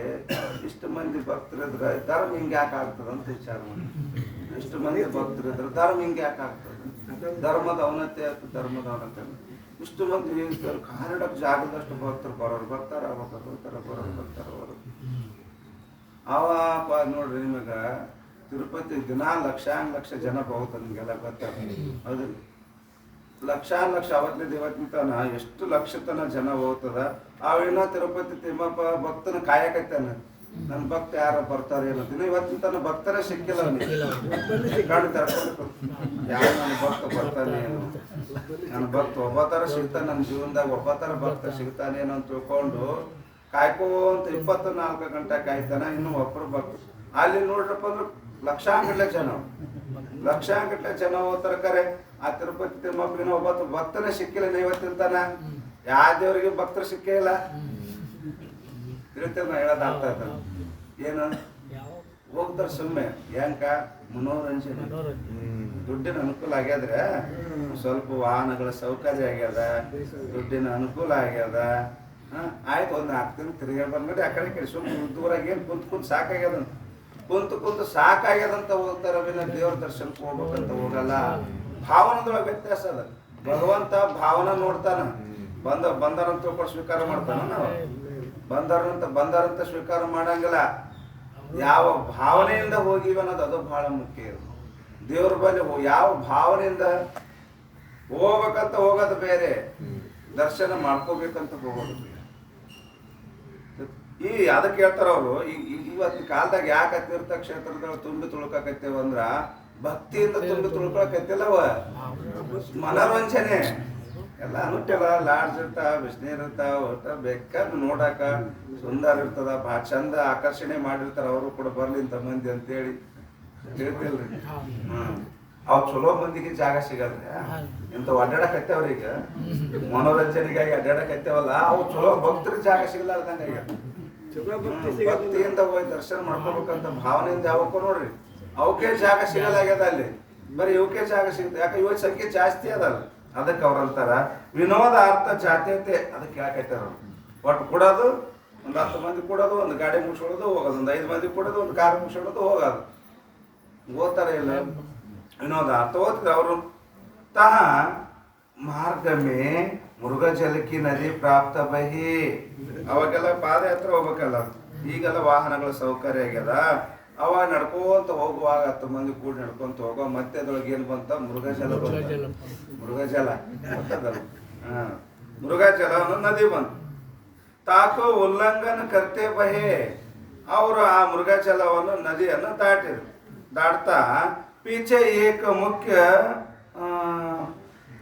ಪ್ರಮುಖ ಬಾಲಕನೇ ಅನ್ಯ ನವ ಬಾಲಕಕ್ಕೆ ಗಣನ ಕರಿ. ಅದ್ರಾಗ ಏನ್ ಮಾಡಿದ ನದಿ ದಾಟಿದ್ರು. ಯಾವ ನದಿ ದಾಟಿರ್ ಗೊತ್ತದಿಲ್ಲ. ನದಿ ಅಲ್ಲ, ನೀರಿನ ನದಿ ಅಲ್ಲ, ಬಿಸಿಲಿನ ಜಳ. ಆ ಬಿಸಿಲಿನ ಜಳ ಎಂಬ ನದಿಯನ್ನು ದಾಟಿದ್ರಂತ. ದಾಟಿದ ಮ್ಯಾಗ ಎಣಸ್ಬೇಕಲ್ಲ, ಮತ್ತೆ 10 ಮಂದಿ ದಾಟಿ ಬಂದಿವ ಇಲ್ಲ ತಿಳ್ಕೊಂಡು ಗಣನೆ ಮಾಡಕತ್ತಿದ ಮುಖ್ಯ ಬಾಲಕ. ಅದ್ರೊಳಗ ಪ್ರಮುಖ ಇದ್ದಂತವ ಗಣನೆ ಲೆಕ್ಕ ಮಾಡಕತ್ತಿದ. ಅನ್ಯ ನವ ಬಾಲಕನಿಗೆ ಗಣನ ಕರಿ ಎಣಸಿದ. ಮುಂದೆ ನಿಲ್ಸ್ಕೊಂಡು 9 ಮಂದಿ ಗಣನೆ ಲೆಕ್ಕ ತಗೊಂಡು ಆಪ್ಕಿ ಗಣನ ಕರಿ ನಹಿ. ಆ ಲೆಕ್ಕದಾಗ ತಾನು ಗಣನೆ ಮಾಡ್ಕೊಳ್ಳೇ ಇಲ್ಲ. ತಾನು ಬಿಟ್ಟ ಉಳಿದು 9 ಮಂದಿ ಗಣನೆ ಮಾಡಿದ. ತಪ್ಪು ಕಣೆ ಲಗಾಕಿ ಅವಾಗ ಹೇಳಕತ್ತಿದ, ಮೇರೆ ಪ್ರಿಯತಮ, ನನ್ನ ಪ್ರಿಯವಾದ ಗೆಳೆಯ. ಪ್ರಿಯತಮ ನನ್ನ ಪ್ರಿಯವಾದ ಗೆಳೆಯ ಇಲ್ಲ. ಯಾರು? ದಶಮ. 15 ಇಲ್ಲ 9 ಮಂದಿ ಇದ್ರಲ್ಲ. ಅವಾಗ ದಶಮ ಪುರುಷಂಕು ಮೈ ಜಾನ್ತಾ ನಹಿ. ಅವ ಅಂತಾನ 9 ಮಂದಿ ಗಣನೆ ಲೆಕ್ಕ ತಗೊಂಡು ತನ್ನ ತಾನು ಮರೆತು ನನ್ನ ಪ್ರಿಯತಮ ನನ್ನ ಪ್ರಿಯ ಗೆಳೆಯ ದಶಮ ಇಲ್ಲವೇ ಇಲ್ಲ ಅಂತಾರ. दशम और मैं जानता नहीं यहाँ अज्ञान अवस्था बही ನಾನು ತಿಳಿತಾ ಇಲ್ಲ. ದಶಮ ಪುರುಷ ತಿಳಿತಾ ಇಲ್ಲ ಅನ್ನೋದೇನಂದ್ರೆ ಜಾನ್ತಾ ನೈ ಅಂದ್ರೆ ಅಜ್ಞಾನ. ಅಜ್ಞಾನ ಅಂತ ಎದಕ್ಕೆ ಕರೀತಾರ?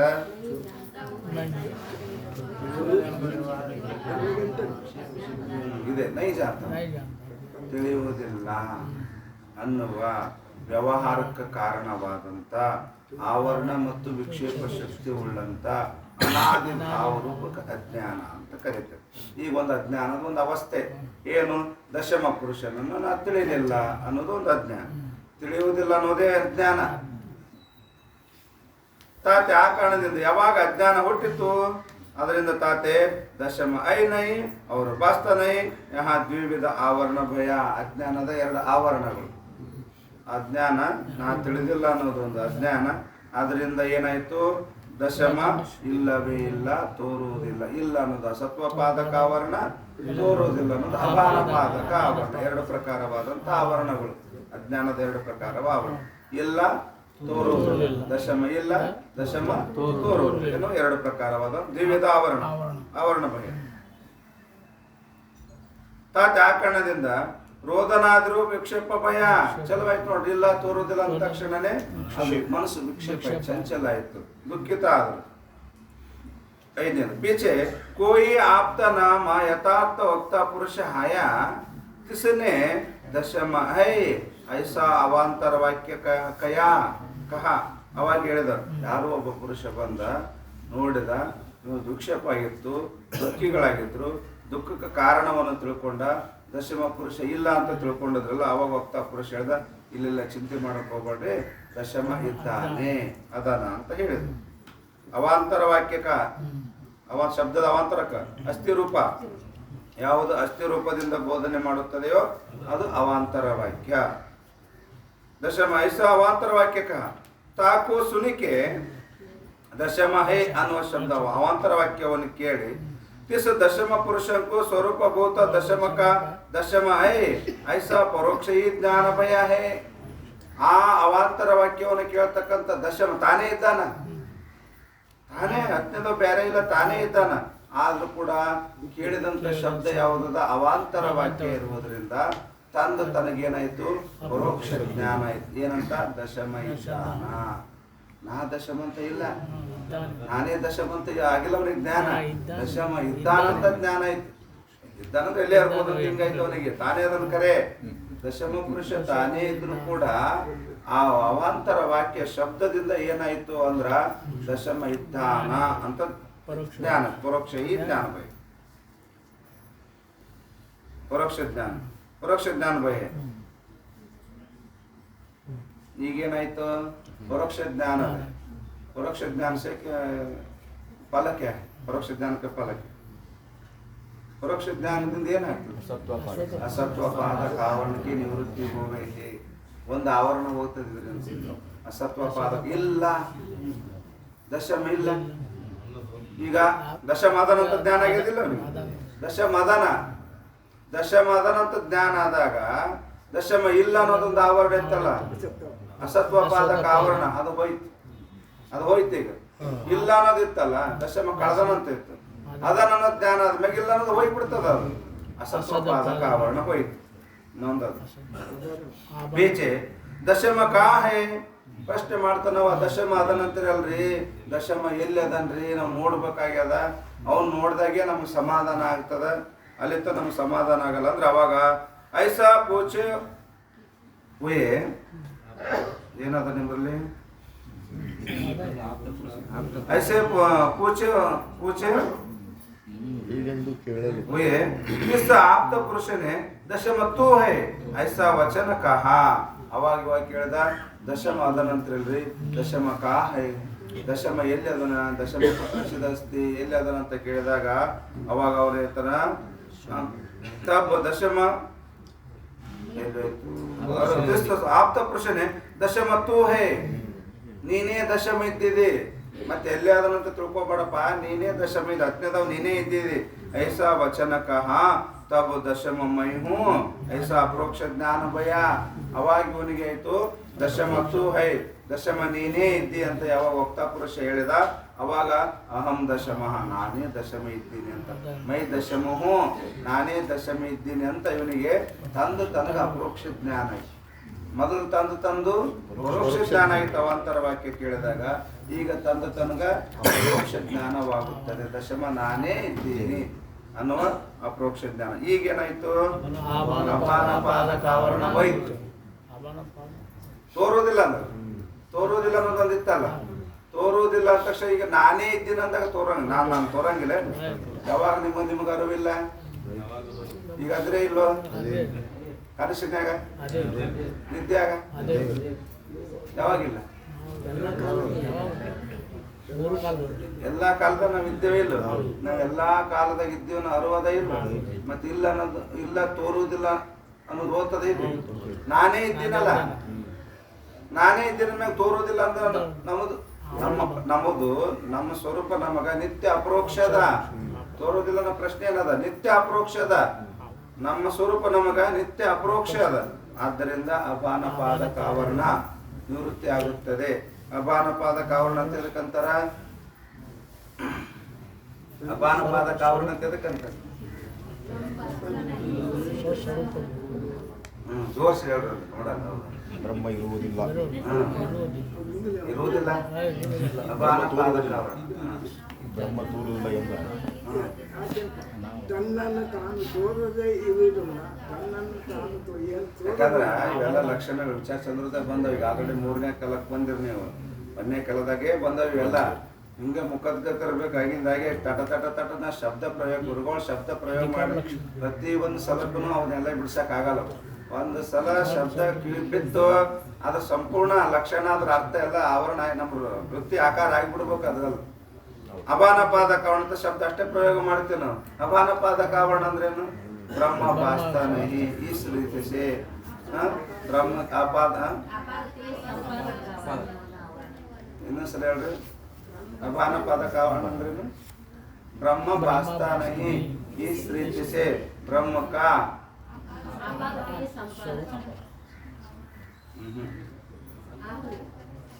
ಅಲ್ಲ, ಅದು ಲಾಸ್ಟಿಗೆ ಅದು ಆಪಾದಕ ಸಂಪಾದಕ ಎಲ್ಲ ಬರ್ತದ. ಅದ್ರಾಗೂ ಬರ್ತದ, ಅಸತ್ವದಾಗೂ ಬರ್ತದ. ಅಲ್ಲ, ಅಪಾನಪಾದಕ್ಕೂ ಬರ್ತದ, ಅಸತ್ವಕ್ಕೂ ಬರ್ತದ. ಇಲ್ಲಿ ಮೊದಲು ಒಂದು ಸಾಲೆ ಬಹಳ ವಿಶೇಷ ಅದ. ಅಸದ್ಭಾವಕ ಸಂಪಾದಕ ಅದು ಬೇಕಾಗಿತ್ತು ನಾವು. ಬ್ರಹ್ಮ ಭಾಸ್ತಾನ ಇಸ್ ರೀತಿ ಸೇ ಬ್ರಹ್ಮಕ. ಅದೇನ್ರಿ?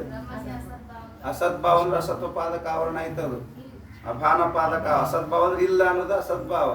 ಇಲ್ಲಿ ತೋರುವುದಿಲ್ಲ ಬೇಕಾಗ್ಯದಲ್ಲ,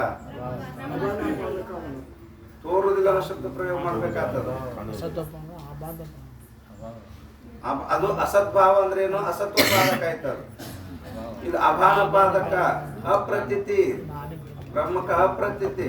ಅಪ್ರತೀತಿ ಶಬ್ದ ಪ್ರಯೋಗ ಅದ. ತೋರುವುದಿಲ್ಲ. ಬ್ರಹ್ಮ ಭಾಸ್ತಾನೈ ಇಸ್ಲಿಸೆ ಬ್ರಹ್ಮಕ ಅಪ್ರತೀತಿ ಜೋ ಅಪ್ರತೀತಿ ಅಂತದ. ಅಪಾನಜೋ ಅಪ್ರತೀತಿ. ಅಪಾನಜೋ ಅಪ್ರತೀತಿ ಅಂದ್ರ ತೋರುವುದಿಲ್ಲ ಅನ್ನುವ ಜ್ಞಾನಕ್ಕ ಯಾವುದು ಕಾರಣವಾಗಿದೆಯೋ ಅದಕ್ಕೇನಂತಾರ? ಅಪಾನಪಾದಕ ಆವರಣ ಅಂತಾರ. ಈಗ ಯಾವಾಗ ನಾನೇ ದಶಮ ಇದ್ದೀನಂದಾಗ ಅವಾಗ ತೋರುವುದಿಲ್ಲ ಅನ್ನುವ ಪ್ರಶ್ನೆ ಹೋಗ್ಬಿಡುತ್ತದೆ. ತಾತೆ ಆ ಕಾರಣದಿಂದ ಅಜ್ಞಾನಕೃತ ಆವರಣ ಸಹಿತ ರೋದನಾದಿ ವಿಕ್ಷೇಪಕ ನಾಶ ಭಯ. ಯಾವಾಗ ಏನಾಯ್ತು? ಅಜ್ಞಾನಕೃತ ಆವರಣ ಸಹಿತ ರೋದನಾದಿ ವಿಕ್ಷೇಪ ನಾಶ ಭಯ. ಯಾವಾಗ ಜ್ಞಾನ ಆಯ್ತು ಅವಾಗ ಅಜ್ಞಾನ ಹೋಯ್ತು. ಯಾವಾಗ ಜ್ಞಾನ ದಶಮ ನಾನೇ ಇದ್ದೀನಂತ ಜ್ಞಾನ ಆಯ್ತು, ಅಪ್ರೋಕ್ಷ ಜ್ಞಾನ ಆಯ್ತು. ಯಾವಾಗ ಅಪ್ರೋಕ್ಷ ಜ್ಞಾನ ಆಯ್ತು ಅಂದ್ರ ಅವಾಗ ದಶಮ ಜಾಂತ ನಹಿ ಅನ್ನೋದು ಉಳಿತದೇನು? ಅಜ್ಞಾನ ಹೋಯ್ತು. ಅಜ್ಞಾನ. ಆನಂತರ ನಾವು ದಶಮ ಇದ್ದಾನ ಅಂತ ಜ್ಞಾನದಾಗ ಅಜ್ಞಾನಕೃತ ಆವರಣ ಸತ್ವಪಾದಕ ಆವರಣ ಹೋಯ್ತು. ಆನಂತರ ದಶಮ ಮೈ ಹೂ ಅಂದಾಗ ಅಜ್ಞಾನಕೃತ ಅಪಾನಪಾದಕ ಆವರಣ ಹೋಯಿತು. ಈ ಅಜ್ಞಾನದಿಂದ ಆದಂತ ಎರಡು ಪ್ರಕಾರ ಆವರಣದಿಂದ ಆದಂತ ಯಾವುದು? ವಿಕ್ಷೇಪ, ದುಃಖ. ಆ ದುಃಖನು ಕೂಡ ನಿವೃತ್ತಿ ಆಗ. ಅಜ್ಞಾನ ಹೋದ್ಮೇಲೆ ಮುಗಿತಲ್ಲ. ಅಜ್ಞಾನ ಹೋಯ್ತು, ಆವರಣ ಹೋಯ್ತು, ದುಃಖನೂ ಹೋಗ್ಬೇಕು. ವಿಕ್ಷೇಪ ಹೋದ್ಮೇಲೆ ವಿಕ್ಷೇಪಕ ನಾಶ ಭಯ. ತಾತೆ ಹರ್ಷ ರೂಪ ತೃಪ್ತಿ ಬೈ. ಅವಾಗ ಏನಾಗ್ತದೆ ಇವನಿಗೆ ಹರ್ಷ ಅಂದ್ರೆ ಸಂತೋಷವಾಗುತ್ತದೆ. ಯಾಕ ದಶಮ ಸಿಕ್ಕನಲ್ಲಿ ದಶಮ ಸಿಕ್ಕನ ಅಂತ ತಿಳ್ಕೊಂಡು ಸಂತೋಷ ಆಗುತ್ತದೆ. ಈ ಸಿದ್ಧಾಂತ ನೋಡ್ರಿ, ಇಷ್ಟೇ ಸಿದ್ಧಾಂತ ಇದ್ರಂಗೆ ಏನು ಸಿದ್ಧಾಂತ ವ್ಯತ್ಯಾಸ ಇಲ್ಲ. ಜಲ್ದಿ ಓದ್ತು ನೋಡ್ರಿ. तैसे यहाँ पुरुष जो जीव स्वस्थूल शरीर सहित अष्ट पुरी रूप नव पुरुष के साथ मिलके संसार रूप मृगजल की नदी विषय प्रवेश को पाए के ताकि मनुष्य देश रूप तीर पर आए के कदाचित जिज्ञासा काल विषय विचार करता है. तैसे ಅದರಂತೆ ದಶಮ ಪುರುಷನಂತೆ ಯಹ ಪುರುಷ ಜೋ ಜೀವ. ಇಲ್ಲಿ ಪುರುಷ ಅಂದ್ರೆ ಯಾರು? ಜೀವ. ಜೀವ ಪುರುಷ ಅಂದ್ರ ಪುರ ಅಂದ್ರ ಪುರ ಒಡೆಯ ಈಶ. ಪುರ ಪ್ಲಸ್ ಈಶ ಈಶ ಪುರುಷ ಅಂತ ಕರೀತಾರೆ, ಒಡೆಯನಿಗೆ ಅಂತ. ಪುರ ಅಂದ್ರೆ ಪಿಂಡಾಂಡ ಬ್ರಹ್ಮಾಂಡ. ಪಿಂಡಾಂಡಕ್ಕ ಪುರುಷ ಯಾರು? ಜೀವ. ಬ್ರಹ್ಮಾಂಡಕ್ಕ ಪುರುಷ ಯಾರು? ಈಶ್ವರ. ಪುರುಷನ ಶಬ್ದಕ್ಕೆ ಈಶ್ವರನ ಆಗ್ತಾನ, ಪುರುಷನ ಶಬ್ದಕ್ಕೆ ಜೀವನ ಅಂತ ಆಗ್ತಾರ. ಅದಕ್ಕೆ ಪುರುಷ ಇಚ್ಛಾ ವಿಷಯ ಪುರುಷಾರ್ಥ ಅಂತಾರಲ್ಲ, ಅಲ್ಲಿ ಪುರುಷ ಶಬ್ದಕ್ಕೆ ಅರ್ಥ ಯಾರು ಮಾಡ್ತಾರೆ? ಜೀವನ್ನೇ ತಗೋಬೇಕು. ಯಾಕ? ಅತ್ಯಂತ ದುಃಖ ನಿವೃತ್ತಿ ಪರಮಾನಂದ ಪ್ರಾಪ್ತಿ ಬಯಸವ ಯಾರು? ಜೀವ ಬಯಸ್ತಾನೆ, ಈಶ್ವರ ಬಯಸ್ತಾನೆ, ಜೀವ ಬಯಸ್ತಾನೆ. ಅಂದ್ರೆ ಪುರುಷ ಶಬ್ದಕ್ಕೆ ಅರ್ಥ ಯಾರ? ಜೀವನೇ ಆಗ್ತದೆ. ಈ ಜೀವ ಪುರುಷ ರೂಪ ಜೀವ ಪಿಂಡಾಂಡದಲ್ಲಿರ್ತಕ್ಕಂಥ ವ್ಯಾಪಿಸಿದಂತ ಈ ಪುರುಷ ರೂಪ ಜೀವ ಸೋ ಸ್ಥೂಲ ಶರೀರ ಸಹಿತ ಅಷ್ಟಪುರೂಪ ನವಪುರುಷಕ್ಕೆ ಸಾಧ್ಯ. ಈ ಜೀವ ಈ ಸ್ಥೂಲ ಶರೀರವನ್ನೇ ಮಲ್ಲು ಮಾಡಿಕೊಂಡು 8 ಪುರಿಗಳು ನವಪುರುಷಕ್ಕೆ ಸಾಧ್ಯ ಮಿಲಿಕೆ ಕೂಡಿಕೊಂಡು ಸಂಸಾರ ರೂಪ ಮೃಗಜಲಕ್ಕೆ ನದಿ ವಿಷಯ ಪ್ರವೇಶಂಕು ಪಾಯಕ್ಕೆ ಜನ್ಮ ಮರಣ ರೂಪ ಸಂಸಾರವೆಂಬ ನದಿ ಒಳಗ ಪ್ರವೇಶ ಆಗ್ಯಾನ. ಯಾರು? ಈ ಜೀವ. ಈ ಜೀವ 8 ಪುರಿಗಳು ಅಷ್ಟಪುರಿಗಳು. ಯಾವ್ಯಾವ 8 ಪುರಿಗಳು? ಪಂಚ ಜ್ಞಾನೇಂದ್ರಿಯ, ಪಂಚ ಕರ್ಮೇಂದ್ರಿಯ, ಪಂಚ ಪ್ರಾಣ, ಅಂತಃಕರಣ, ಅವಿದ್ಯ, ಕಾಲ, ಕರ್ಮ. ಎಷ್ಟಾದ್ರು? 8 ಆಗ್ಬೇಕಲ್ಲ. ಪಂಚ ಮಲ್ಲ ತಗೋಬೇಕಾದ ಪಂಚಮಹಾಭೂತ ಆದ್ಮ್ಯಾಗ ಪಂಚ ಜ್ಞಾನೇಂದ್ರಿಯ, ಪಂಚ ಕರ್ಮೇಂದ್ರಿಯ, ಪಂಚ ಪ್ರಾಣ, ಅಂತಃಕರಣ, ಅವಿದ್ಯ, ಕಾಲ, ಕರ್ಮ. ಅದೆಲ್ಲ 8. ಈ 8 ಪುರಿಗಳು. ಮತ್ತೆ ಪುರಿ ಅಂತ ತಿನ್ನ ಪುರಿ ಮಾಡ್ಬೋದು. 8 ಅಷ್ಟಪುರಿಗಳು ಅಂತ ಹೇಳ್ತಾರೆ. ಈ 8 ಪುರಿಗಳು ಇವುಗಳೊಡನೆ ಮತ್ತೆ ಸ್ಥೂಲ ಶರೀರ ಬಿಟ್ಟಿಲ್ಲವ. ಈ ಸ್ಥೂಲ ಶರೀರ ಒಂದದಲ್ಲ, 9ನೇದ. ಈ ಸ್ಥೂಲ ಶರೀರ 9ನೇದು ನವಪುರುಷಕ್ಕೆ ಸಾಧ್ಯ. ಯಾರು? ಈ ಜೀವ. ನೋಡಿ, ಈ ಜೀವ ಇವ್ರು 8 ಮಂದಿ. ಇದೊಂದು ಸ್ಥೂಲ ಶರೀರ 9ನೇದು. ಈ 9 ಮಂದಿ ಕೂಡಿ ಎಲ್ಲಿ ಹೋಗ್ಯಾರ? ಸಂಸಾರ ರೂಪ ಮೃಗಜಲದೊಳಗೆ ಜನ್ಮ ಮರಣ ರೂಪ ಸಂಸಾರದೊಳಗೆ ಈಸಾಕತ್ತಾರೆ. ದಾಟ್ಬೇಕು ಇದ್ರ ಬಂದಾರಿ. ಅದಕ್ಕೆ 8 ಪುರಿಗಳು ಸ್ಥೂಲ ಶರೀರ. 9ನೇದು ಈ ಪುರುಷ ಶಿವಾತ್ಮ. ಸ್ಥೂಲ ಶರೀರ ಸಹಿತ ಅಷ್ಟಪುರಿ ರೂಪ ನವಪುರುಷಕ್ಕೆ ಸಾಧ್ಯ. ಗೊತ್ತಾಯ್ತಾ? ನವಪುರುಷ ಅಂದ್ರೆ ಗೊತ್ತಾಯ್ತು. ನವ ಪುರುಷನಿಗೆ ಸಾಧ್ಯ ಅಂದ್ರ ಅವ್ರು ಸ್ವಲ್ಪ ಅಲ್ಲಿ ದೃಷ್ಟಾಂತವನ್ನು ತೆಗೆದುಕೊಳ್ತಾರೆ. ದೃಷ್ಟಾಂತ ಸಿದ್ಧಾಂತ ಜೋಡಿಸ್ತಾರೆ, ಮಿಕ್ಸ್ ಮಾಡಿ ಹೇಳ್ತಾರೆ. ಸಾಧ್ಯ ಮಿಲಿಕೆ ಸಂಸಾರ ರೂಪ ಮೃಗಜಲಕ್ಕೆ ನದಿ ವಿಷಯ संसार रूप मृगजल की नदी विषय प्रवेशन को पाए के ताकि मनुष्य देह रूप तीर पर ಎಲ್ಲ ತಿರುಗಾಡಿ ಬಂದ ಎಲ್ಲ ಜೀವರಾಶಿಗಳಲ್ಲಿ ತಿರುಗಾಡಿ ಬಂದು ಲಾಸ್ಟ್ ಕೊನೆಗೆ ಈ ತೀರ್ಕ್ ಬಂದ ಮನುಷ್ಯ ದೇಹ, ಮನುಷ್ಯ ಜನ್ಮ. ಈ ಮನುಷ್ಯ ದೇಹ ರೂಪ ತೀರ್ಪರ ಆಯ್ಕೆ ಎಲ್ಲ ಕಡೆ ತಿರುಗಾಡಿ ಇಲ್ಲಿ ಬಂದಾರ. ಈಗ ಅವರು ಇಲ್ಲಿ ಬಂದ ನೀವು ಪುರುಷ ತೀರ್ಪರ ಆಯ್ಕೆ ಕದಾಚಿತ್ ಅಂದ್ರೆ ಯಾವುದೋ ಜನ್ಮದ ಪುಣ್ಯದ ವಶದಿಂದ, ಕದಾಚಿತ್ ಆಕಸ್ಮಿಕವಾಗಿ ಯಾವ ಜನ್ಮದ ಪುಣ್ಯ ಇತ್ತೋ ಗೊತ್ತಿಲ್ಲ, ಯಾವುದೋ ಜನ್ಮದ ನಿಷ್ಕಾಮ ಪುಣ್ಯದ ವಶದಿಂದ ಒಂದೀಟು ಜಿಜ್ಞಾಸ ಉತ್ಪತ್ತಿ ಆಗಿದೆ. ಒಂದೀಟು ಅಂದ್ರೆ ಕದಾಚಿತ್ ಜಿಜ್ಞಾಸ ಕಾಲ ವಿಷಯ. ಜಿಜ್ಞಾಸ ತಿಳ್ಕೋಬೇಕು ಅನ್ನೋ ಇಚ್ಛೆ, ತಿಳ್ಕೋಬೇಕು ಅಂತ ಇಚ್ಛೆ ಆಕಸ್ಮಿಕವಾಗಿ ಹುಡ್ತದ. ಅದು ಹುಡ್ತದ ಅಂದ್ರೆ ಕಾರಣ ಪೂರ್ವ ಜನ್ಮದ ಯಾವುದೋ ಒಂದು ಪುಣ್ಯ, ಯಾವುದೋ ಜನ್ಮದ ಮಾಡಿದ ಪುಣ್ಯ ಇದ್ರೆ ಮಾತ್ರ ಶಾಸ್ತ್ರ ತಿಳ್ಕೋಬೇಕು ಅನ್ನೋ ಇಚ್ಛೆ ಹುಟ್ಟುತ್ತದೆ. ಈ ಪುಣ್ಯ ಇಲ್ಲ ಸಾಧ್ಯನೇ, ಇಚ್ಛೆ ಇಲ್ಲೇ ಇರ್ತಾರೆ ಕರೆ, ಅದು ಇಚ್ಛೆ ಹುಟ್ಟಕ್ಕೆ ಸಾಧ್ಯನೇ ಇಲ್ಲ. ತಿಳ್ಕೋಬೇಕು ಅಂತ ಇಚ್ಛೆ ಇವನು ಹುಟ್ಟಬೇಕು ಅಂದ್ರೆ ಪುಣ್ಯ ಪೂರ್ವ ಜನ್ಮದ ಪುಣ್ಯನೇ ಬೇಕು. ಕದಾಚಿತ್ ಆ ಜಿಜ್ಞಾಸ ಕಾಲ ವಿಷಯ ವಿಚಾರ ಕರ್ತಾ ಹೇ. ಅವಾಗ ಏನ್ ಮಾಡಕೈತೆ ಜಿಜ್ಞಾಸ ಕಾಲದಲ್ಲಿ ವಿಚಾರ ಮಾಡಕೈತೆ ನೈವ ಜೀವ. आपसे भिन्न उक्त नवपुरुषों को जानता है. ತಾನು ಬಿಟ್ಟಾನ ಎಲ್ಲವನ್ನು ತಿಳಿತಾನೆ ನವಪುರುಷರನ್ನು ತಿಳಿತಾನಿಲ್ಲ. ಏನ್ ತಿಳಿತಾನ? ಪಂಚಮಹಾಭೂತ ಗೊತ್ತದವಿಲ್ವ? ಎಲ್ಲ ಗೊತ್ತದಲ್ಲ. ಆಕಾಶವಾಯು ಜಲ ಗೊತ್ತು. ಆ ಪಂಚಮಹಾಭೂತ ಗೊತ್ತದ ಎಲ್ಲರಿಗೆ. ಮತ್ತೆ ಅನಂತರ ಪಂಚ ಜ್ಞಾನೇಂದ್ರ ಗೊತ್ತದವಿಲ್ವ? ಯಾವ್ಯಾವು? ಶ್ರೋತ್ರ ಪಂಚಕರ್ಮೇಂದ್ರಿಯ ಪಾಠಪಾದ ಇವೆಲ್ಲ ಎಷ್ಟು ನೋಡಿ ಎಷ್ಟು ತಿಳ್ಕೊಂಡವ. ಎಲ್ಲ ತಿಳ್ಕೊಂಡ ನೀವು ಜೀವ. ಪಂಚಕರ್ಮೇಂದ್ರ ಪಂಚ ಪ್ರಾಣಗಳು. ಪ್ರಾಣ ಪಂಚಮನೋದಾನವೇನ ಇದನ್ನು ತಿಳಿದವರು ಜೀವ ತಿಳ್ಕೊಂಡ. ಆ ನಂತರ ಅಂತಃಕರಣ ಯಾವ ಮನಬುದ್ಧಿ ಚಿತ್ತ ಮನಬುದ್ಧಿ ಚಿತ್ತ ಅಂತ ತಿಳ್ಕೊಂಡು. ಆ ನಂತರ ವಿದ್ಯಾ ಕಾಲ ಕರ್ಮ ಇವನು ತಿಳ್ಕೊಂಡ. ವಿದ್ಯಾ ಕಾಲ ಕರ್ಮ ಇವ್ ತಿಳ್ಕೊಂಡ. ಆ ನಂತರ ಸ್ಥೂಲ ಶರೀರ ಇದನ್ನ ಪಕ್ಕ ತಿಳ್ಕೊಂಡು.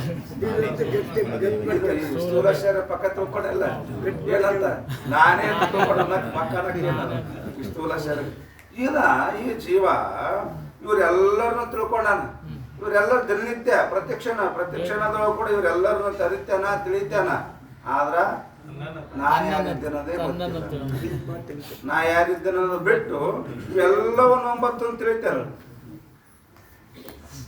आपसे बिना उक्त नवपुरुषों जानते हैं परंतु तिसके ज्ञाता आपके निज रूप ब्रह्म को जानता नहीं. तिनके ज्ञाता ಅಂದ್ರೆ ನವಪುರುಷರನ್ನು ಈ 9 ತಿಳಿತಕ್ಕಂಥವ್ರು.